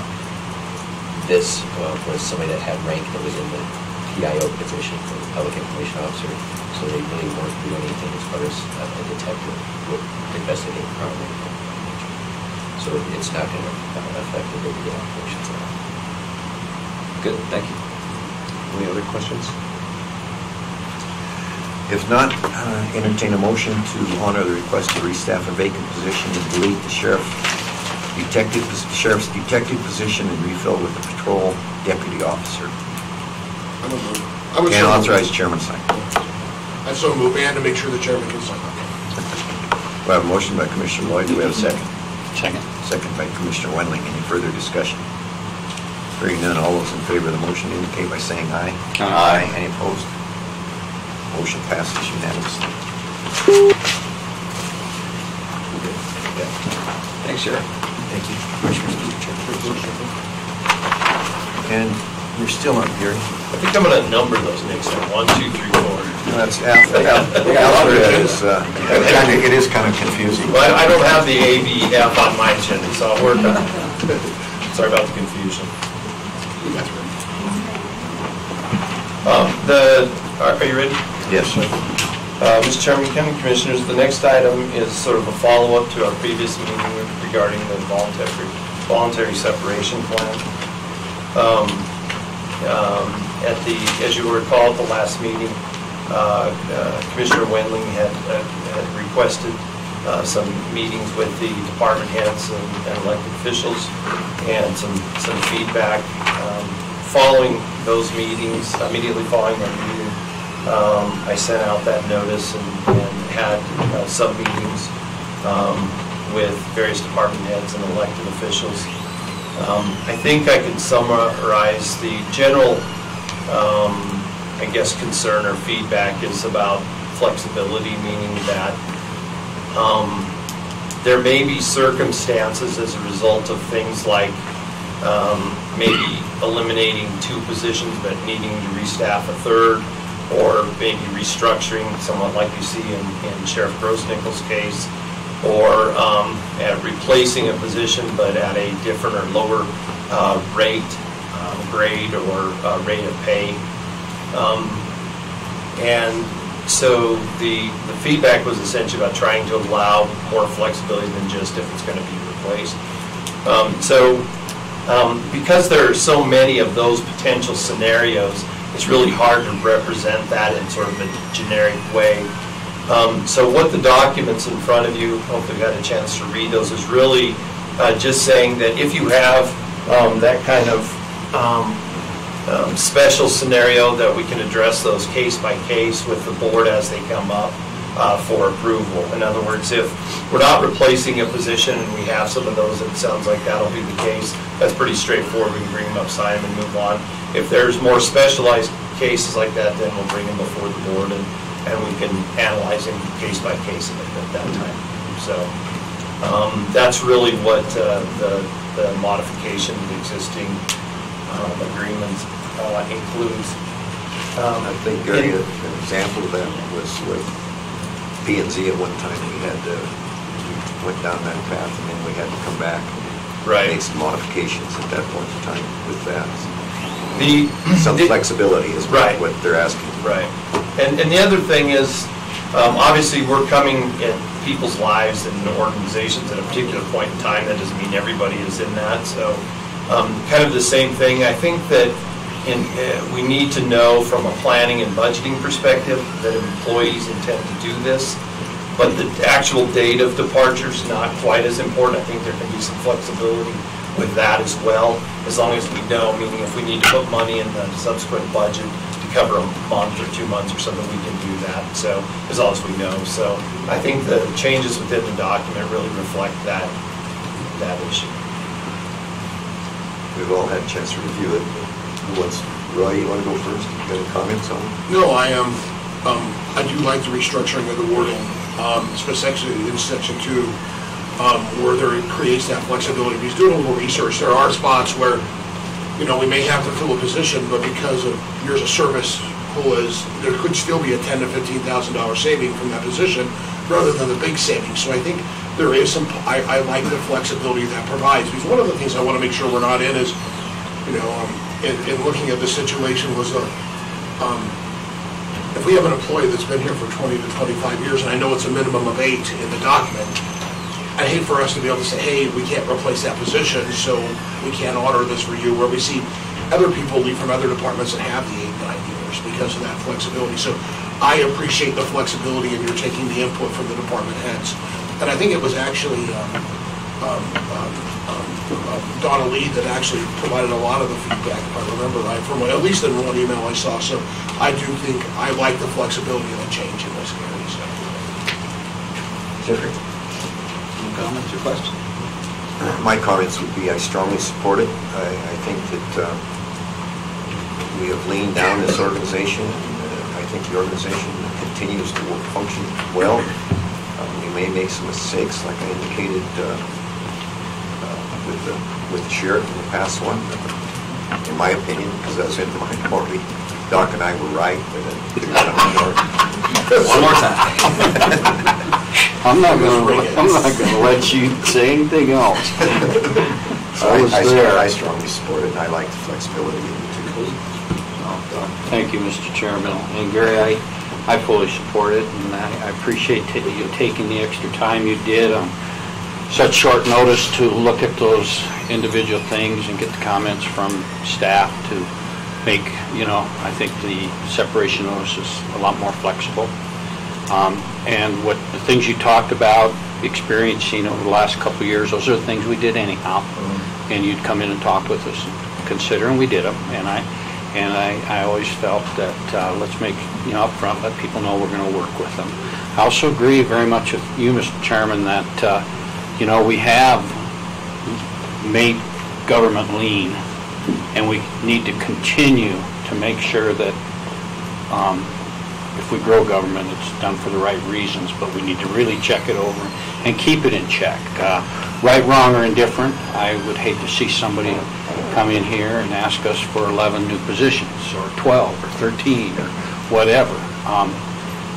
It's what we're doing, I think, is right on. I think it's, but it has that flexibility to look at what's best in providing services for the people of Sweetwater County.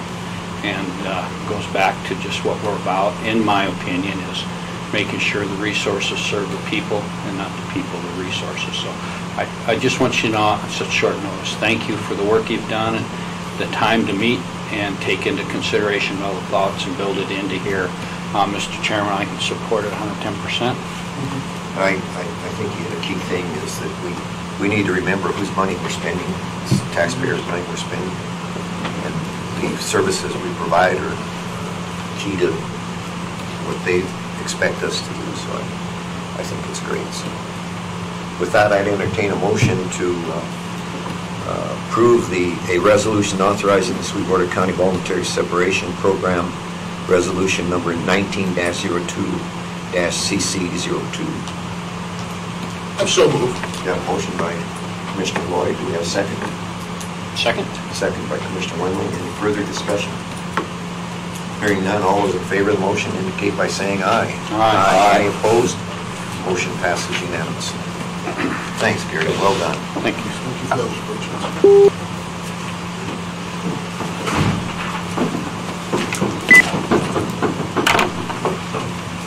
Next, we have Racina. Where's everybody leaving? Everyone's leaving.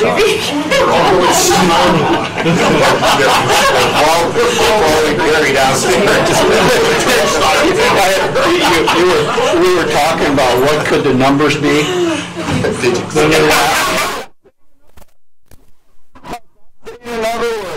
I would crack a joke about a turnstile, and I should have.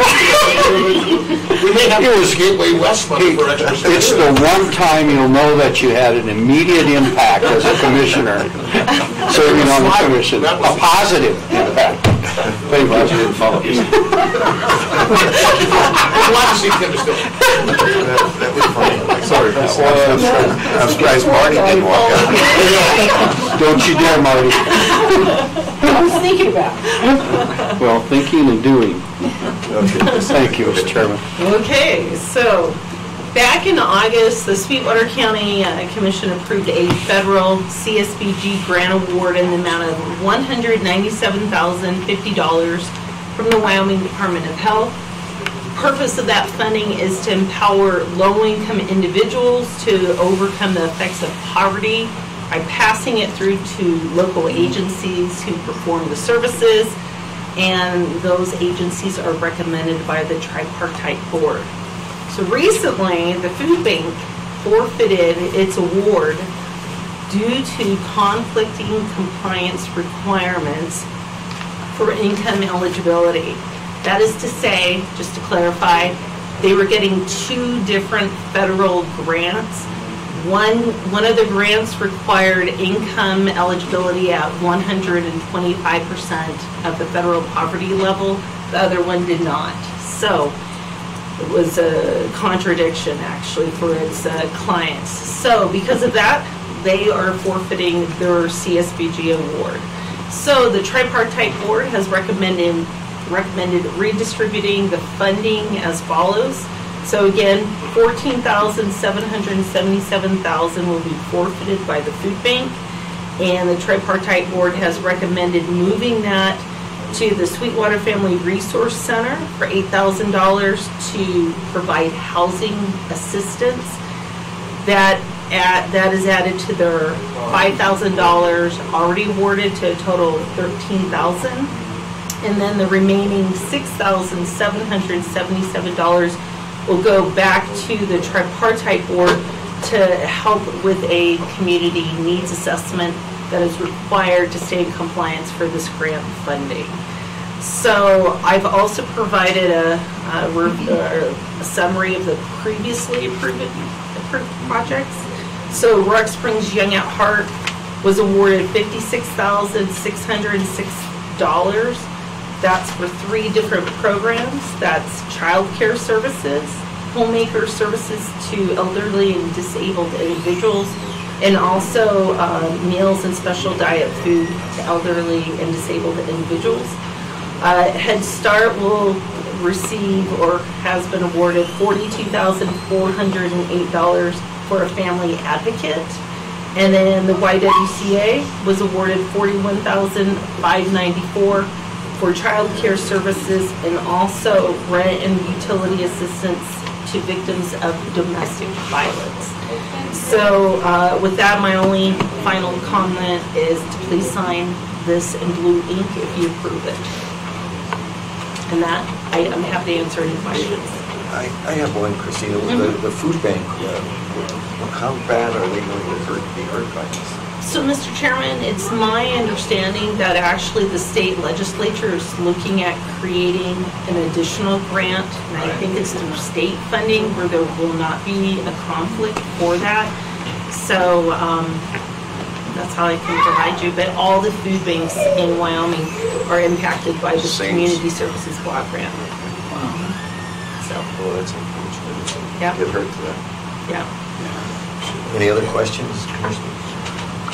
Just one quickly, as I look through the previously approved projects, before I say anything, I want to just thank the chairman for being put on this board, because it's such a great board, and working with these grants throughout the community, and that it's just a great opportunity to see what's going on in the county. But when I look at the Young at Hearts project grants, I know that Young at Hearts receives grants, but some of the grants they write are countywide, for countywide services.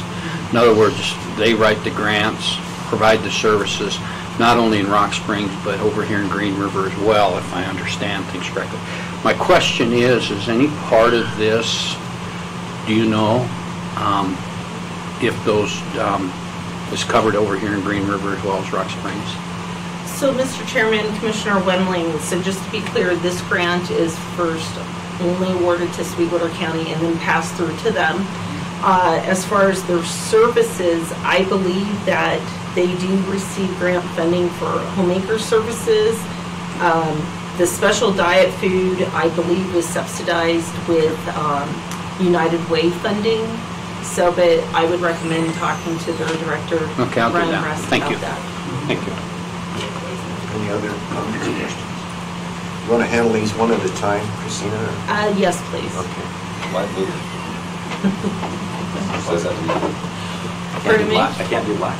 No, they can't, reproduction, you've got to know it's in the original. Of course, these machines, Color copy. I'd entertain a motion to approve and authorize the chairman to sign the Amendment 1 to the Community Services Block Grant Contract. So moved. We have a motion by Commissioner Wendling. Do we have a second? Second. Second by Commissioner Lloyd. Any further discussion? Hearing none, all those in favor of the motion indicate by saying aye. Aye. Any opposed? Motion passes unanimously. Proceed. Actually, Mr. Chairman, the second motion too, and then I'm done. You want, that's why I asked you. You want Oh, to- yes. You're ready for that now? Yes. You want to talk some more? No, it's the same thing, it's just, it's a. We got plenty of amendment time. that's printed. You could. Per Christina's request, I'd entertain a motion to approve and authorize the chairman to sign Amendment 1 to the Services Block Grant Sub-Guarantee Contract with Sweetwater County Family Resource Center. I would so move. Motion by Commissioner Smith. Do we have a second? I'll second it. Second by Commissioner Lloyd. Any further discussion? Well, sounds like we have plenty of time for it. All those in favor of the motion indicate by saying aye. Aye. Any opposed? Motion passes unanimously. Thanks, Christina. Thank you. I've got blue ink. You got blue? Okay. Oh, I put a pin on there. Come on. I'll keep the pen. Might be in grant violation. Boy, she's got it on here too. Serious about that. How come do you think I don't answer It that? will void the contract.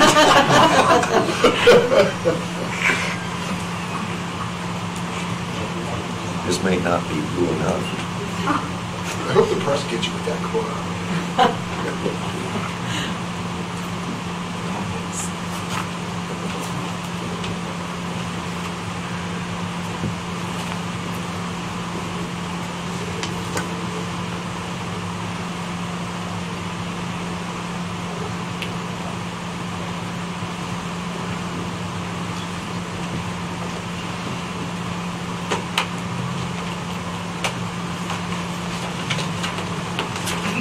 Next on our agenda, we have pretty little amount, but we're ahead. We better wait for that. I think there are some people who want to see that, so we'll take about a 15-minute break.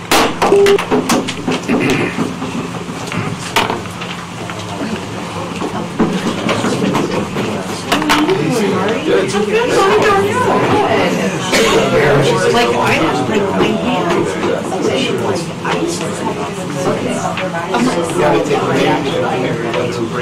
Exactly. John? Yes. Yeah. I could be wrong. What's that?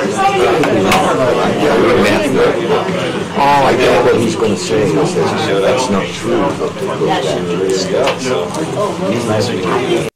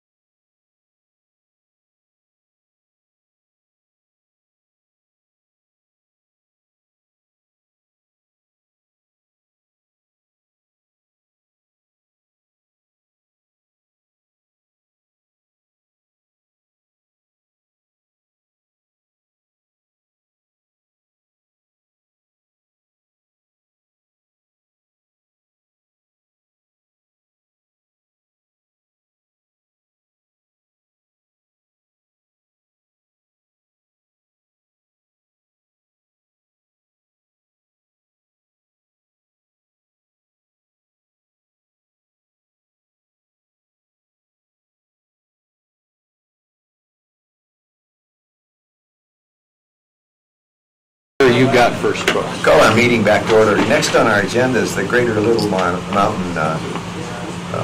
group was supposed to have been here to kind of add to this video that they prepared. I've seen some of this before it was finished. And so what we'll do is we'll start with it because it really tells the story. If they come in the meantime, we'll see that first and then we'll let them talk about it afterwards. It's called the Greater Little Mountain Coalition that's put this together.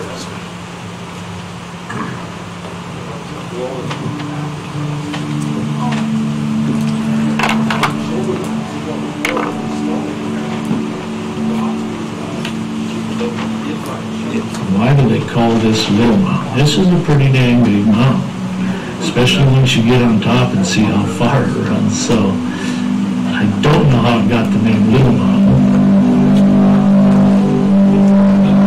Tell those guys to move now.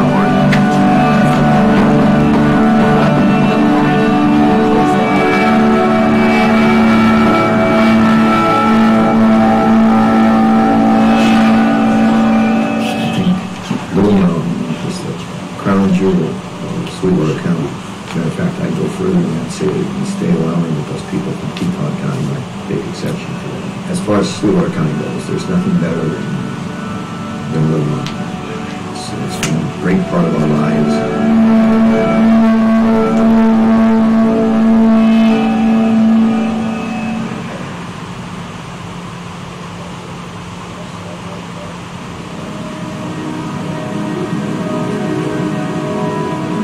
I'm a Wyoming native. I was born and raised in the Rock Springs, Green River area.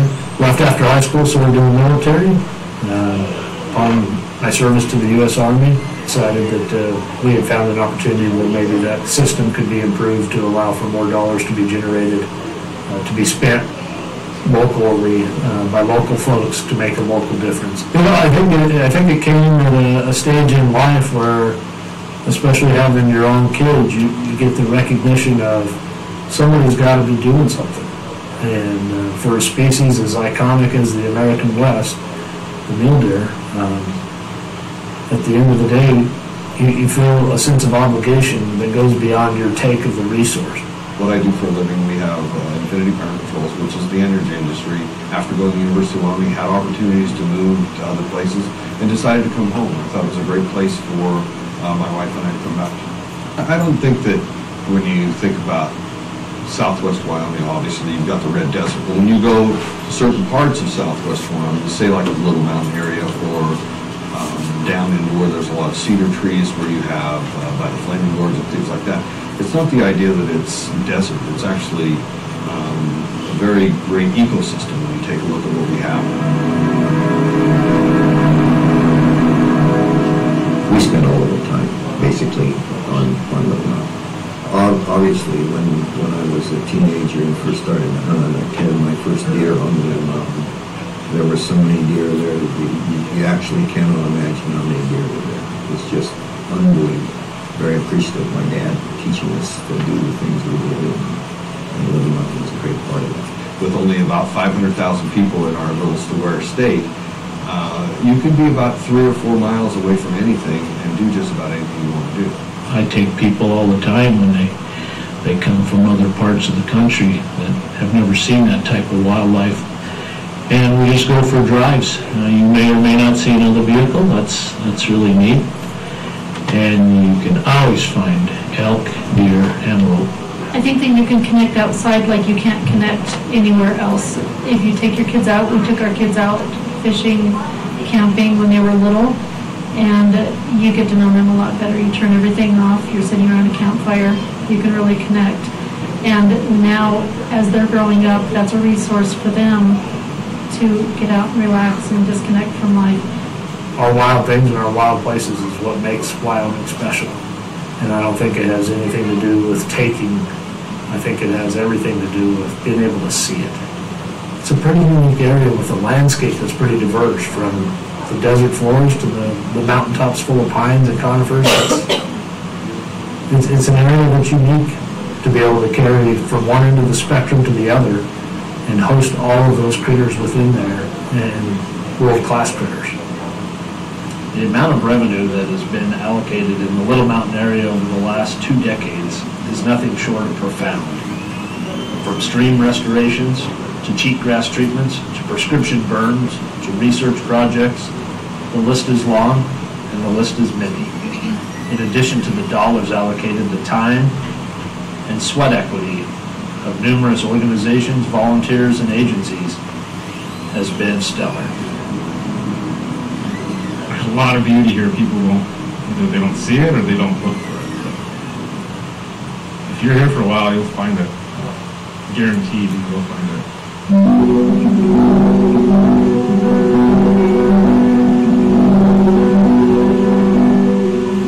The story I've heard, our great-great-grandpa came over from Scotland. And he came over, I guess he got a job in town in Rock Springs delivering groceries. He'd save up enough money and bring 2 family members over. And he'd save up enough money and bring 2 more over. And we did that, I guess, until we got them all here. But why they picked this area to homestead, I never did hear that. But I think they got a good catch there. They must have known what they were looking for. We're the 5th generation on the Ramsey Ranch out here. It's 36 miles south of town. Just right at the foothill of the mountain. We like to take care of the land. We do our best to manage it. We do appreciate this land because it is multi-use. We put our cows out during the summer, and they can graze up on top of Little Mountain. You know, without that, it'd be really tough to ranch just on deeded ground, though. So the public access is a lot. We appreciate that. And we wouldn't want to rule out any stakeholder in it, not hear any voice, but I don't think anybody wants to see Little Mountain at all.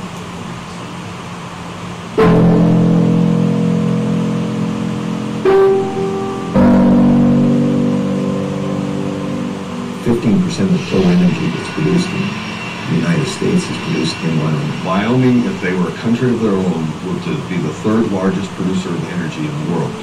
That's pretty big. In my term as a commissioner, there is a couple major threats to the South Rock Springs area. And the biggest threat today, in my opinion, is oil and gas development. People want the quality jobs that oil and gas and the minerals produce. 80% of the economy in Sweetwater County is minerals. Those commodities produce quality jobs for the people that live here. So we need to protect those jobs. But once people have a good income that those jobs provide, the next thing they look at is recreation. So one of the things that keep people in Wyoming is recreation. If you really take a look at what we're doing, recreation is one of the reasons that keeps us here. We would like to see a balance between industry and conservation because we make our living in the industry, but we also enjoy the outdoors, and we raised our kids in the outdoors, and we're now taking our grandkids out, enjoying it, and they need that. They need to be able to go out and find themselves outdoors and accomplish outside and get away from society and be able to enjoy what's out there, and it's a huge resource. So I work in the oil field for 2 weeks, and then on my week off I spend all of my time fishing. So the energy sector is really important to my friends and my family. A lot of us end up working out there, and it's really important to have a balance between the energy sector and the conservation because we all do enjoy fishing, hunting, exploring, all like out in these areas, but that is the way that we're making our living as well. What Wyoming is for right now is obviously we have energy production, but people stay in Wyoming because they like the outdoors. And to have the outdoors, you have to have places like the Little Mountain area to keep that going. The question then becomes how much are we expected to produce and what are we expected to give up? Greater Little Mountain's an area where I'm not willing to give it up. I mean, quite frankly, at the end of the day, God's not making any more earth. And so those special places like that, they're on the radar. And it takes a special effort to try to keep them at bay. It's a fight worth fighting.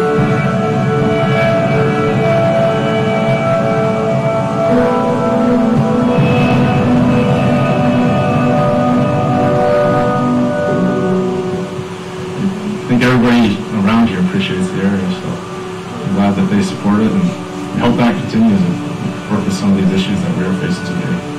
Keep it for the next generation. I think it'll be good. I think it's important important because I think we all need to make our voices heard and let people know that we want this conserved. And I'll tell you where I enjoy going most is to the places where there aren't structures and there aren't people, and you can get away from all that. And this state has that, and I hope we can keep it that way. But again, that's just a tangible item. It's a photograph, and that area is so much more than a photograph. It's an experience. Little Mountain in one word: majestic. From the desert floors to the high mountain peaks, Little Mountain encompasses a terrain and an ecosystem found nowhere else. Truly, it is the crown jewel of southwest Wyoming.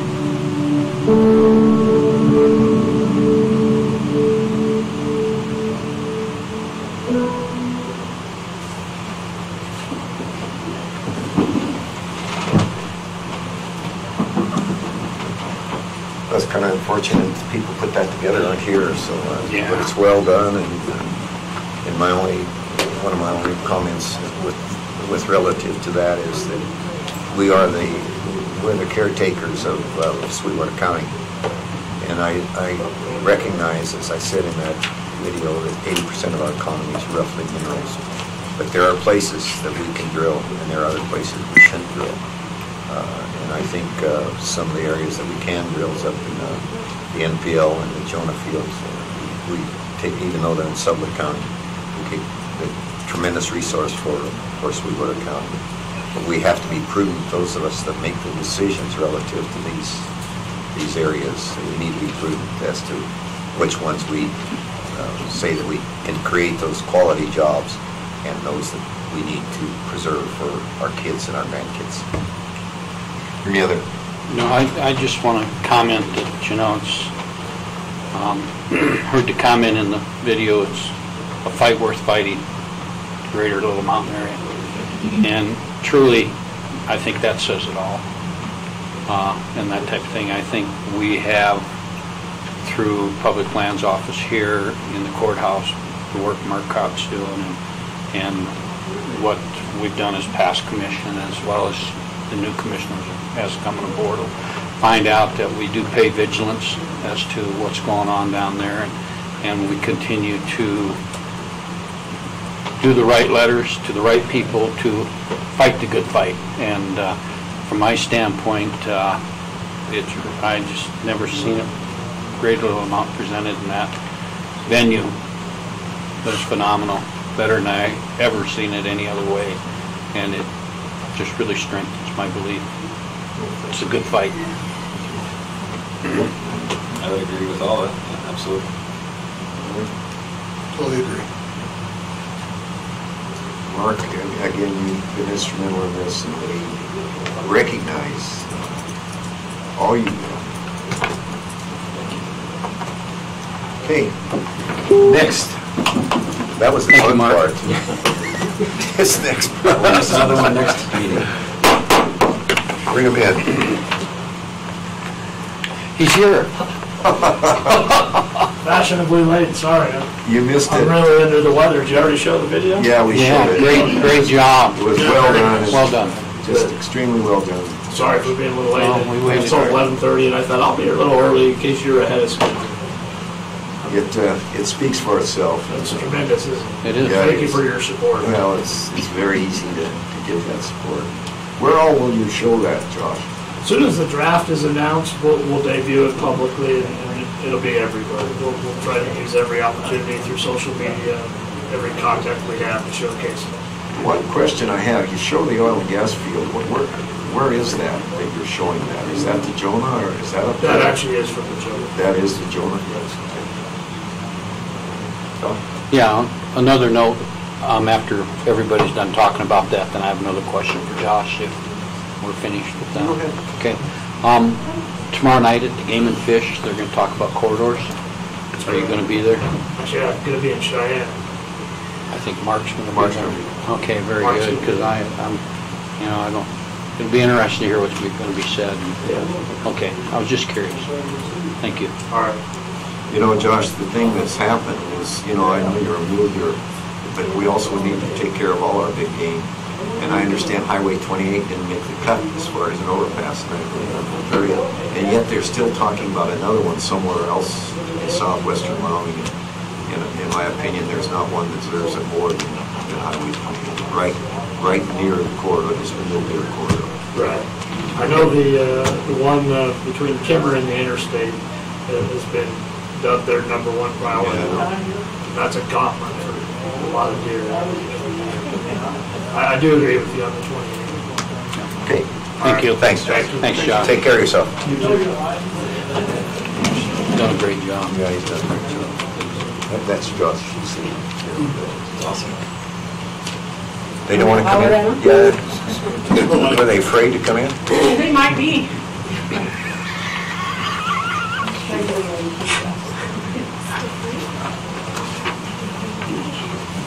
Do we have enough seats? Yeah. There's only about 40 of them.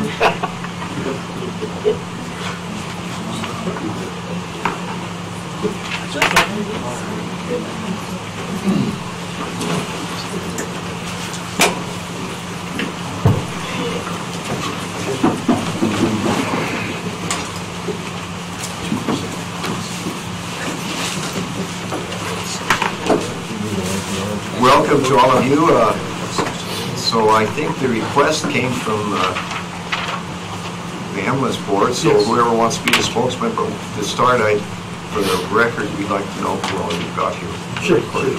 Chairman Johnson, Commissioners, thank you very much for allowing us to come talk to you. I'm Scott Kitchener, I'm the chairman of the Ambulance Service Board. Jim Walmsley here, he's our co-chairman of the board. Rich Fisher back there, he's the newly appointed member from the Sheriff's Office, Sheriff Grosnick appointed him. We also have representatives from Sweetwater Medics, Irene Richards, Ron Gaddy, and Steve Corbellis. We have Richard Matthew here from the hospital board, and then Irene Richardson from the hospital, the City of Hospital. So, welcome. Well, thank you. So basically, we kind of wanted to just kind of sit down and talk with you guys. We have this ambulance service board for the new commissioners. The ambulance service board is in charge of basically overseeing the contract between Sweetwater Medics and Sweetwater County. We started the process working with Marty Bernovich several months ago to get a new RFP out for the contract, because the current contract is due up in June of 2019. So we started that process working with her. Past 2 months we've been doing that. We were approached in January at our last in our January board meeting. We were approached by representatives from the hospital board, and Sweetwater Medics, about the conversations that they've been having about the possibility of Sweetwater Medics and the hospital going in together with the ambulance service. At that time, we had some extensive conversations at that meeting with all involved. And then again, our February meeting, we had another conversation with Sweetwater Medics about the possibility of that. Sweetwater Medics had requested at the January meeting, we talked some more at the February meeting, about a contract extension, allowing time for basically a 1-year contract extension, allowing time for the hospital and the hospital board and Sweetwater Medics to basically kind of get their feet underneath them, get some investigation going on the possibility of this happening. And at the time, at the February meeting, the Ambulance Service Board decided that we would make a recommendation to the commissioners to go ahead and extend that contract by 1 year, allowing them time to do the footwork that they need to do to see if the feasibility and the possibility of that would be. So that's one of the reasons why we're here today, is to bring this to your attention, to discuss it with you, to see if you have any other questions for the other organizations that are involved in it. So, and I know Commissioner Wendling has been the representative for the Ambulance Service Board too, so he was present at the last 2 meetings that we had where we did discuss this. So that's where we are today. Well, yeah, I have some questions. You know, his contract's going to be up, and I think the board recognizes that. And normally what we would say is you need to go out with proposals to see if there's anybody out there that's interested in taking this over. I'm a little confused as to the motivation for a 1-year extension.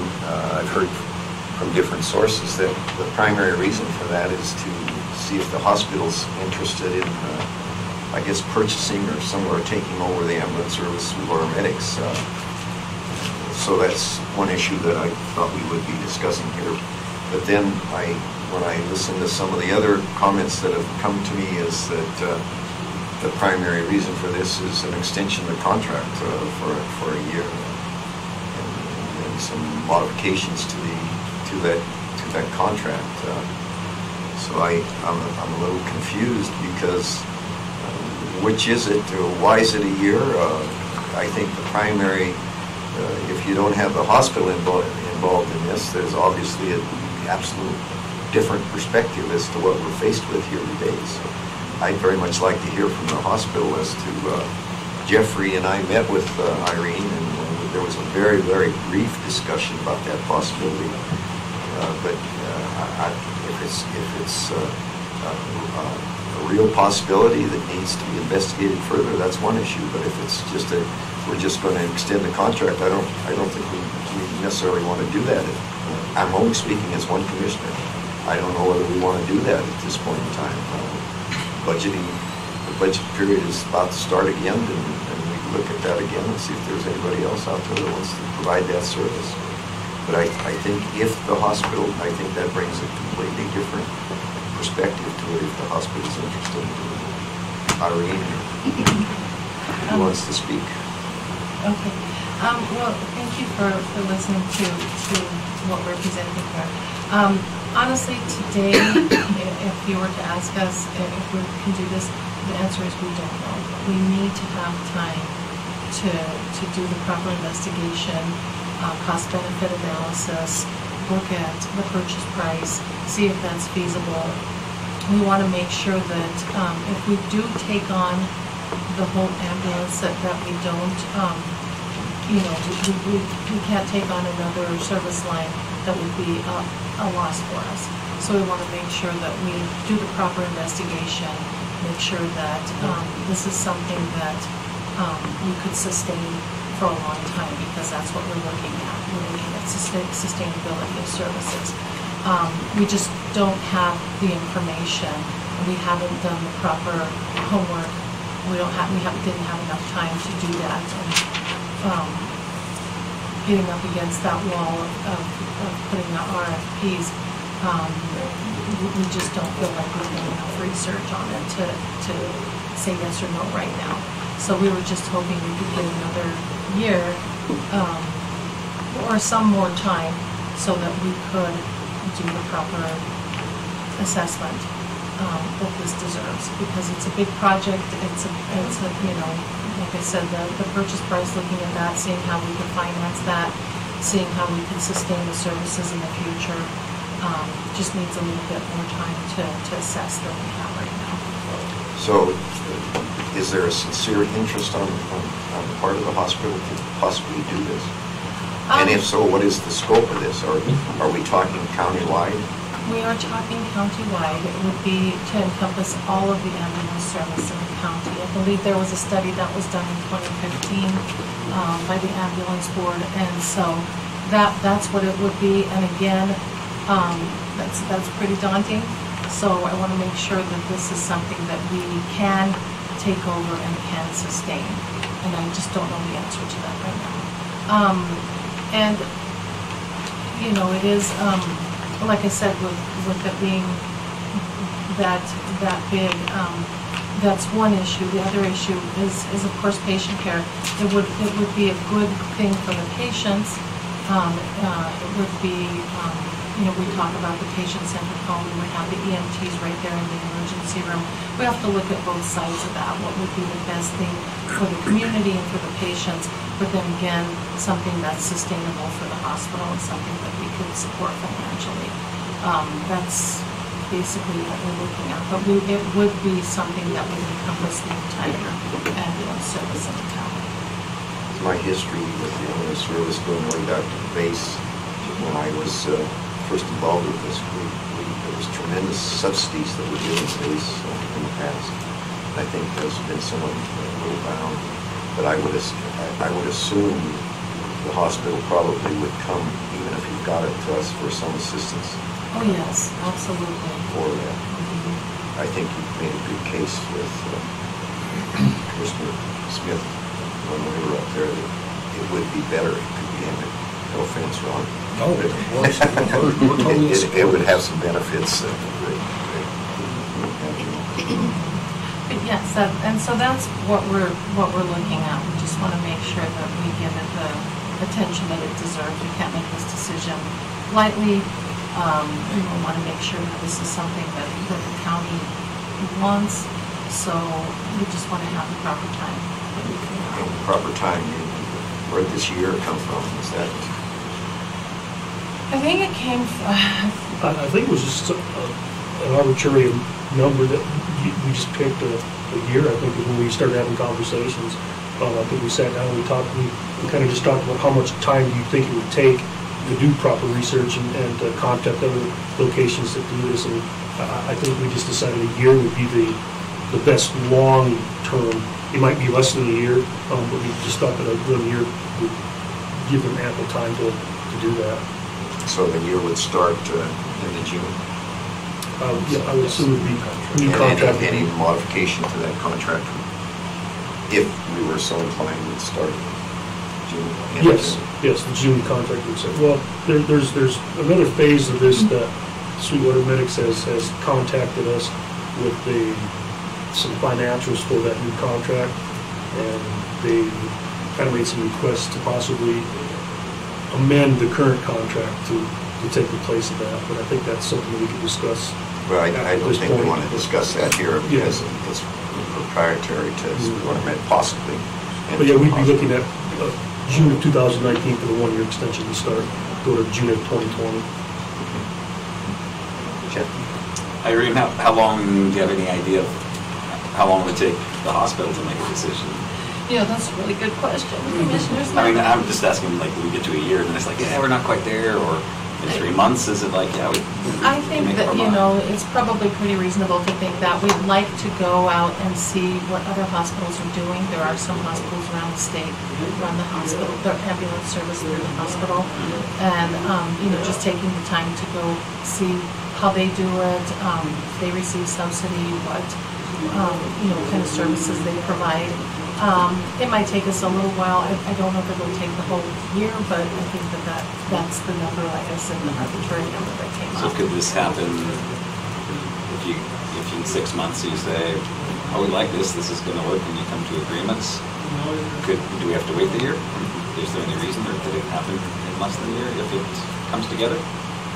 Or do you want the whole year? I guess that's what I'm asking. And that's okay, either way.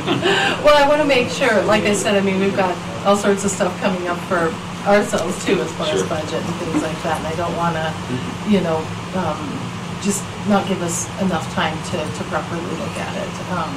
So, yeah, could we have an answer? I mean, we try to shoot for as soon as we could, so that we don't have everybody waiting. So, I guess that's the best answer I can give. I don't want to say, I don't want to give us too short a time period, but that would probably run right into that July 1st time. And so my understanding is Ron and Sweetwater Medics are all on board with how, I mean, obviously some logistics need to be worked out, just kind of waiting for an answer from the hospital. Do we think this is going to work? Is that my... And we've got some consultants that have agreed to help us out. The state's assisting us. It's just a process, and there's a lot of stakeholders to talk to, and I think that's a fair amount of time to get it done. And we're certainly, if it comes together in 6 months, we're on board. So, but you know, I don't want to paint anybody in a corner either. No. Good, thank you. One of the reasons I kind of like it here is it does give all the parties time to put it in, and it kind of lets it potentially start at the fiscal year, which makes some sense to me. Couple things I really noted. I do like the potential of this and the continuum of care it can provide, and I think for people having that continuum of care is an important thing. One of the things that was noted, and Jeff asked my question about the investigation, though, was we want to make this county-wide, and I know Ron and I talked about this last week.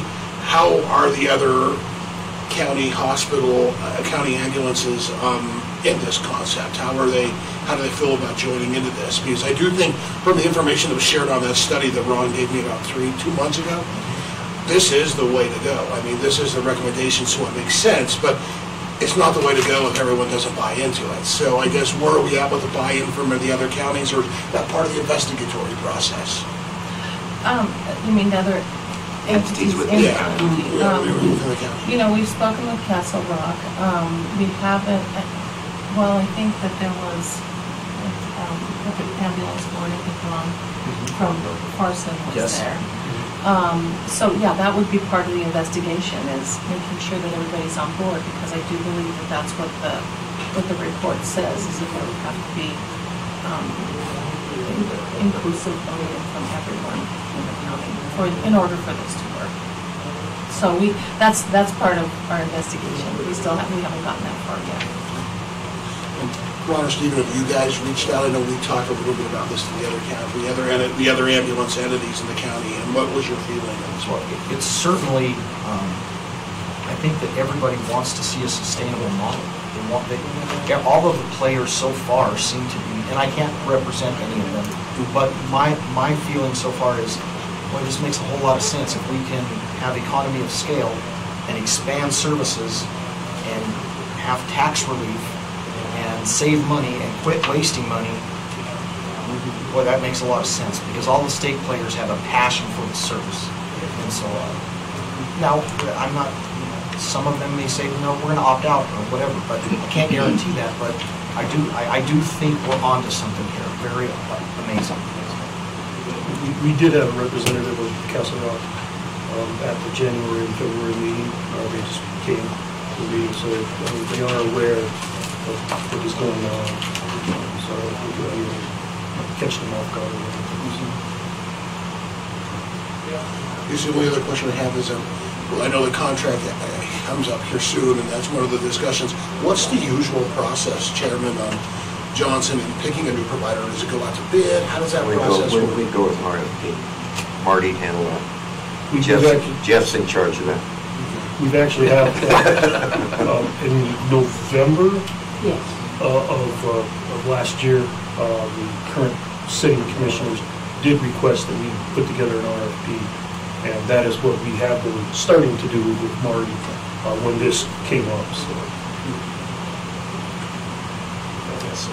The only other thing I'd put out is, as we look at this decision, I do think it should be commended, and I think through my business, I've had the opportunity to do some work with Sweetwater medics, and they are professional and do a great job and provide a great service in the community. And I just want to commend the few times that I've met with Mr. Gandy, he's always come in professional, and there's a definite motivation and a definite true care and value to what he does, and I think that should be commended. So thank you. That's my questions for this one. Before I turn it over to Commissioner Wendling, I learned a long time ago, you never ask a question you don't know the answer to. But you make the comment, Ron, that we're wasting money somewhere. Where are we wasting money? Well, by not seeing, so, if I may, there's only so much money to be had. We've tried raising rates, we've tried other services. Nobody wants to cooperate in funding this needed service. The system is broke. There isn't enough reimbursement from insurance and Medicare to pay for the services that are required. So it's come to the point in my rationale that we can't earn any more money, we have to waste less. And so by consolidating professional services, purchasing, billing, taxes, getting that burden off of the current structure, then we have an appreciable increase in revenue the day we change models. Because now those things are consolidated into one central source rather than paying 6% for billing, paying for professional services, paying sales tax, paying income tax on that same dollar. So instead of there being more money, we're just going to waste less of what we're getting and make it more efficient. That's my way of thinking in this process. Doc? Yeah, a couple of things. Well, you brought that up, and I know you've taken the time, because I've been at the ambulance board meeting since the inception of this conversation. Very fortunate to be on the commission when the needs assessment came back, and I'm recommended model was for countywide ambulance service when the time came to make that happen. So the first thing is going back to those duplicated services. I know you've had an opportunity to look at them, and I don't know if you've been able to or not through the hospital, but based on that, what could you say is an anticipated percentage of your budget that may be duplicated through those services? My estimate, what's the savings? About 30% is being wasted in duplicated services and tax burden. And put a dollar figure on that? $600,000. The other thing too is there's more to come to make this move forward and that type of thing, and to make it happen, which will come out more as we converse. I do know at the time we had Marty go out with the RFP. At that point in time, Marty did do some traveling up to Fremont County to look at the model that was up there that is contracted, I believe, to the commissioners in Fremont County. And Marty and I went up there. You both did, okay. At that point in time, Fremont County had bought they did it all. They owned everything. They owned the ambulances and Du Bois and all up there. And at that point in time, it was the best thing since bottled beer, but since then it's gone in the ditch. It's gone in ditch, and then, and so I think now, may I ask Marty some questions? Thank you. So what is that, moving from that model to what the model's up there? So currently up in Fremont County, they did a lease to purchase deal with a local ambulance provider in Fremont County. So they are currently leasing all of the Fremont County's ambulances. They're building, and they are, it's for 5 years. They pay the county, I think it's like $300,000, I don't know off the top of my head, every year to operate, use their equipment. They have to keep it insured, and there's things within their contract that they have to abide by. And then at the end of that 5 years, they have the option to take over the whole thing free and clear, it's theirs. Within that payment structure, $150,000 goes towards the principal purchase, if you will, and then the other $150 is revenue back to the county. Thank you, Mr. President. And who has that contract? Is that Guardian? Guardian, yes. Okay, and does Guardian have contracts in other places throughout the United States? Yes, they're one of the largest, if I'm correct. Is that right, Ron? Yes, ma'am. They're an enormous conglomerate. Mr. Chairman, Commissioner Wendling, Guardian was recently purchased by AMR, American Medical Response, and I can't remember their parent company, but they are the largest privately held EMS corporation in the nation. And that brings me some worries as to when that contract ends, what is that going to, not only services look like to the people in that county, but also what's going to happen to the cost, since the county will no longer have oversight on that purchase time. So it's a current concern, long-term concern I have as we work through this for the citizens of Sweetwater County. And I just really sense, if I may say this for myself, that I believe as Commissioner, I feel responsible to make sure as we proceed in this, we have the interest of the residents of Sweetwater County on the forefront and what's best for them with services and how we provide those. So thank you for sharing that. Thank you, Mr. Chairman. There's a little difference up in Fremont County. It's a big difference. They have two hospitals. One is in Lander, one's in Riverton, and they're private. So, that's kind of interesting. Maybe they should have looked at that up there too, obviously. So what you're saying, Ron, is there's $600,000 that's up for grabs if it's managed properly. I think that possibility is certainly there. I know that some of that dollar is being paid to things that don't go directly into service. And I know that there was just a brand new funding model from Medicare that, it's called the ET3 model. You can look it up. They announced it Friday, that provides increase, they're calling it a watershed moment, but it has to do with this model that we're researching right now. Increased services, in-home services, mobile integrated health, paramedics going to the house and taking care of people, maybe having digital appointments with a physician on technology, doing more things, and they're going to fund that now, but it has to be in this type of model, not in the private sector model. And this is the direction that the white papers and that the research and the EMS advocates have been pushing for. And I think we are in an amazing position to get this started here locally for a long-term sustainability solution. We've heard from everybody but the board of the hospitals, so we've heard from the administration. So, Richard, you've got any comments you'd like to make? Yes, Mr. Chairman. What did I tell you, John? Yeah. Enlightening comments.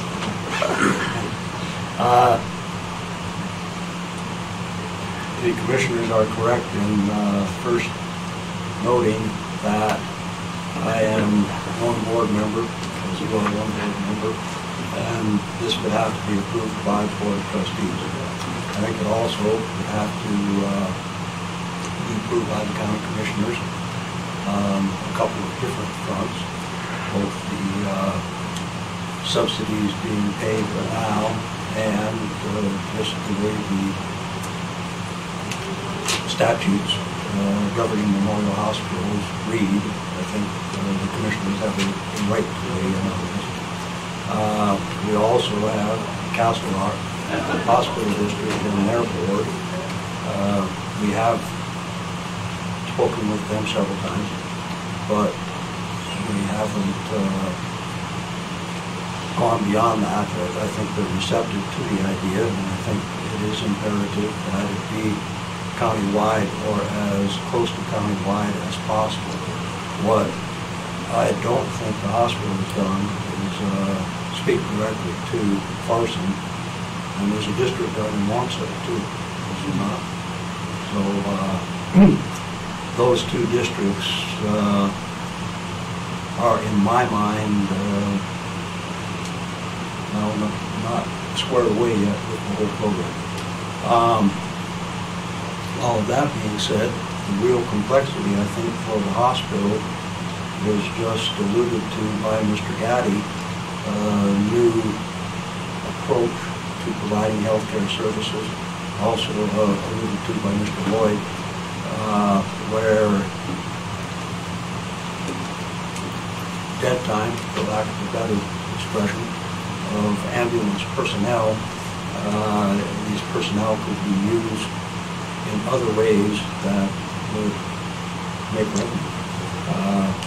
That piece of the whole puzzle, I think, is for me the most difficult, because I don't see exactly how it would work.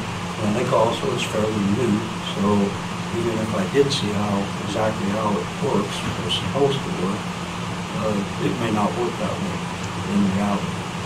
So that is the piece that is most worrisome for me. I am keeping the hospital board advised. Right now, as to the full board, there's little else to be done. Ultimately, though, we all know very well that they will have to pass on this. Marty, have we gone out for our... We have not let the RFP out. But these Sweetwater Medics is working on it? Is that what I understood you to say? Steve, I guess you said it. No, we do have the old RFP, and we were starting that process of discussing it. Marty did go up with you to discuss with them what they did up there. But since then, we have kind of put it on hold for right now to kind of talk with you about this. But we could very easily pick it back up and get started on it again. We just didn't know exactly which way to go. there is language that allows for extension. There's language in the current contract that allows for extension of the current contract. We're aware of that. So I think that, I can only speak for myself, is that the hospital's key to this whole thing. There wouldn't be much change to the If current the policy. hospital's not interested in doing this, obviously we're going out for audit. So, the extension, I think, in my opinion, as only one commissioner, is that I don't see any benefit to the county to not go through with that process if the hospital is not interested.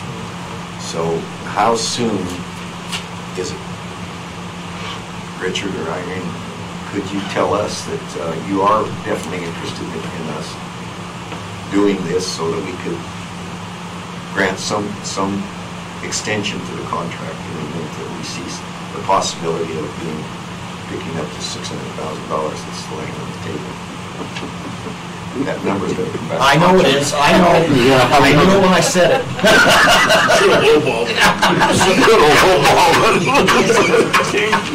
Now you're like the chairman. That's how the chairman negotiates. I think you did. $7.28 we're going to say. If John Cole was here, I can't imagine what he would say. And he's probably watching this.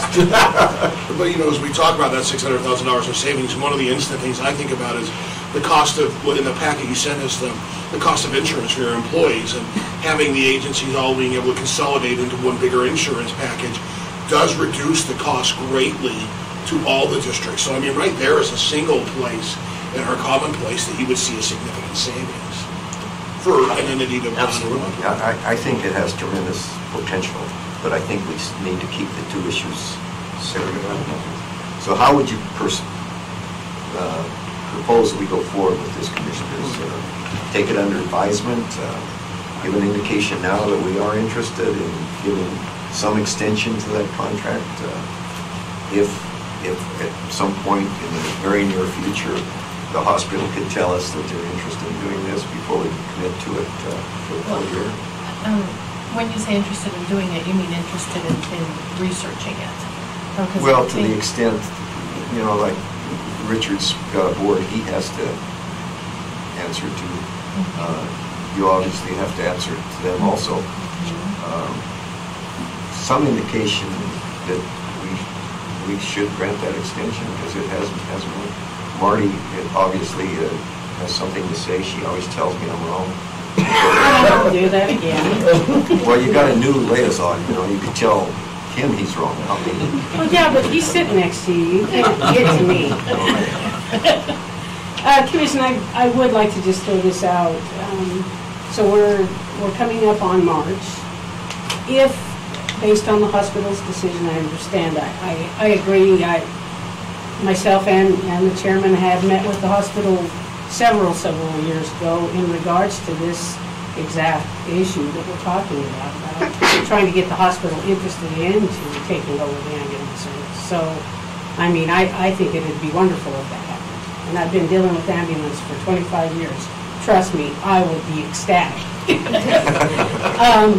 But moreover, we're talking about giving the hospital time.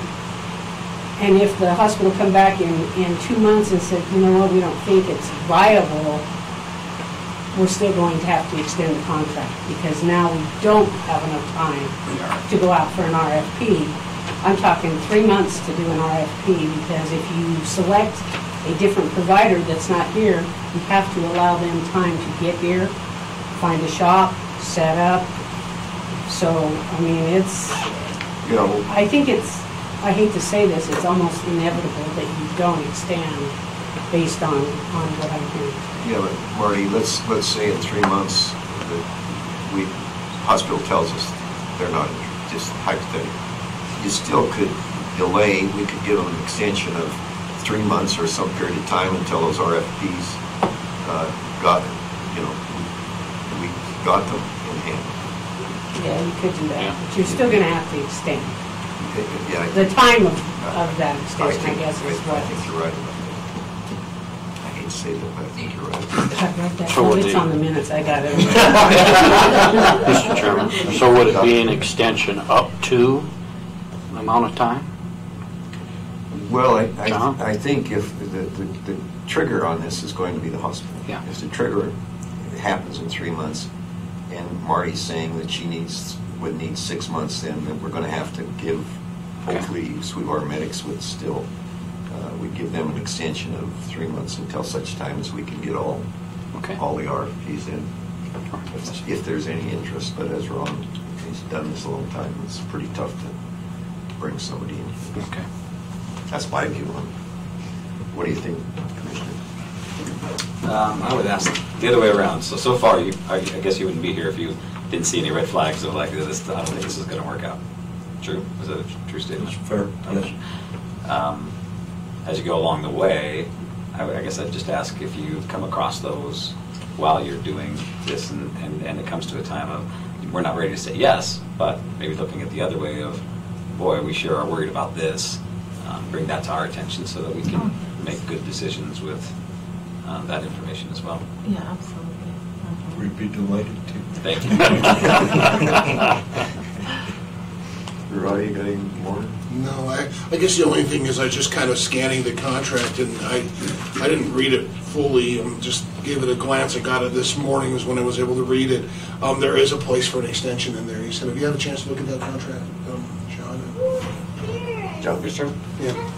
I have, and I agree that there is a place for an amendment. It just has to be agreed by both parties.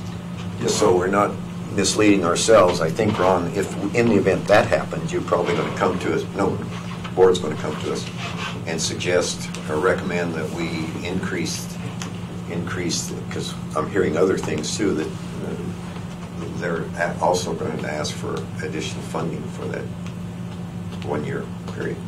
Yes, that's, Regs did approach the board in January and February about that increase in the contract, if it is extended. Yeah. And we, like I say, we don't want to discuss that here because that is liable to come back to haunt me if we go out for an RFP. So I think my view on it is that I think it has tremendous potential. I think that there are some savings because you already have all the billing.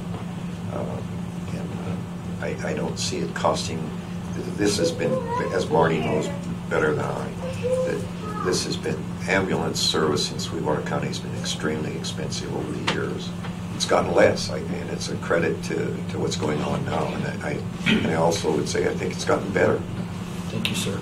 So I think that's my view on it. No, I agree. Is to, at this point in time, we indicate that we think it has merit, and we'd ask the hospital and the board, ambulance board, to get together and push it forward and see what happens. That's my view on it, unless somebody disagrees with me. Not you, Marty. You ought to be feeling good. Can't have change Not without until you progress. got some on the dotted line. False hope. Without That's right. change, False there's no progress, and I really believe that's true. So. Anything else, Commissioners? I'm good with Any it. questions of us? Chairman Johnson, would you like us to continue with the RFP process while this is going on? Working with Marty, so that might cut down the time needed? My own view, yes. I think. What do you think, Marty? Yeah, I think you're not wasting your time. I think you're probably got it pretty well along right now. There wouldn't be much changing to it, and that. So I think it would be easy for us to work it out. But I just wanted to make sure that was an approach you wanted us to take to cut down some of the other time too. Yeah, so. It's a good plan B. I think it's prudent for you to do that. Okay. Thank you. That's all I have. I think that's all we have. Like I say, I think it's very, very interesting, and I think it has the potential to improve. If we're not going to save the 600, we're going to improve services. I think because what Richard's saying is that these people would have, I don't know how much downtime you get, but if you're up in the hospital, they'll put you to work. And I think we had a discussion point. I don't know what about funding for the amending the current contract. I don't know how to approach that. Tell them to Right, request just those. like if you were gonna, just like you would if you're competing. Okay, so, Why would you do it any differently? okay, I didn't know what the process here was. That's Sorry. up to the board, but I don't see how you do that any differently. I would suggest that Sweetwater Medics presents that to the board, and then the board would present that back to the commissioners again for an increase. You're talking an increase in the current yes. contract. Yeah. In the eventuality that we extend it. Well, they're requesting a increase in the current contract until June of 2019, till the current one expires. Nah, that's the not second part. That wasn't my understanding. It's my understanding that if there's any increase, it's going to be at the end of June. Not to so much the payments, but a position that if I was needed. If I can explain it there. And I don't think you should do that. Okay. If that's what you're asking. Yeah, Okay. I think it'd probably be best to do it like in an executive type session or something like that. You wouldn't need them all to come. How would you handle this? I would just, a representative from our board would probably come with Sweetwater Medics. Okay. With the commission. And Next meeting or whatever. we could do that if that's what we. Marty's in. You probably should. Probably have Marty probably be there also is. Yeah, because if we get into that, we want to. Mhm. Because I don't think that's what was stated earlier. That's fine. Okay. That may have been a misunderstanding, but Yeah. that's what's being stated. Yeah. From the Well, medics. if that's the case, we'll look at it. Okay. Anything else? All right. Thank you. Thank you. Appreciate Thank you for your time. Thank you.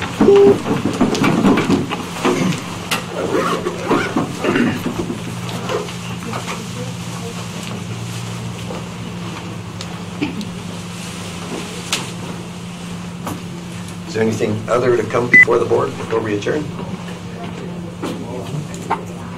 Hearing nothing, we'll stand adjourned.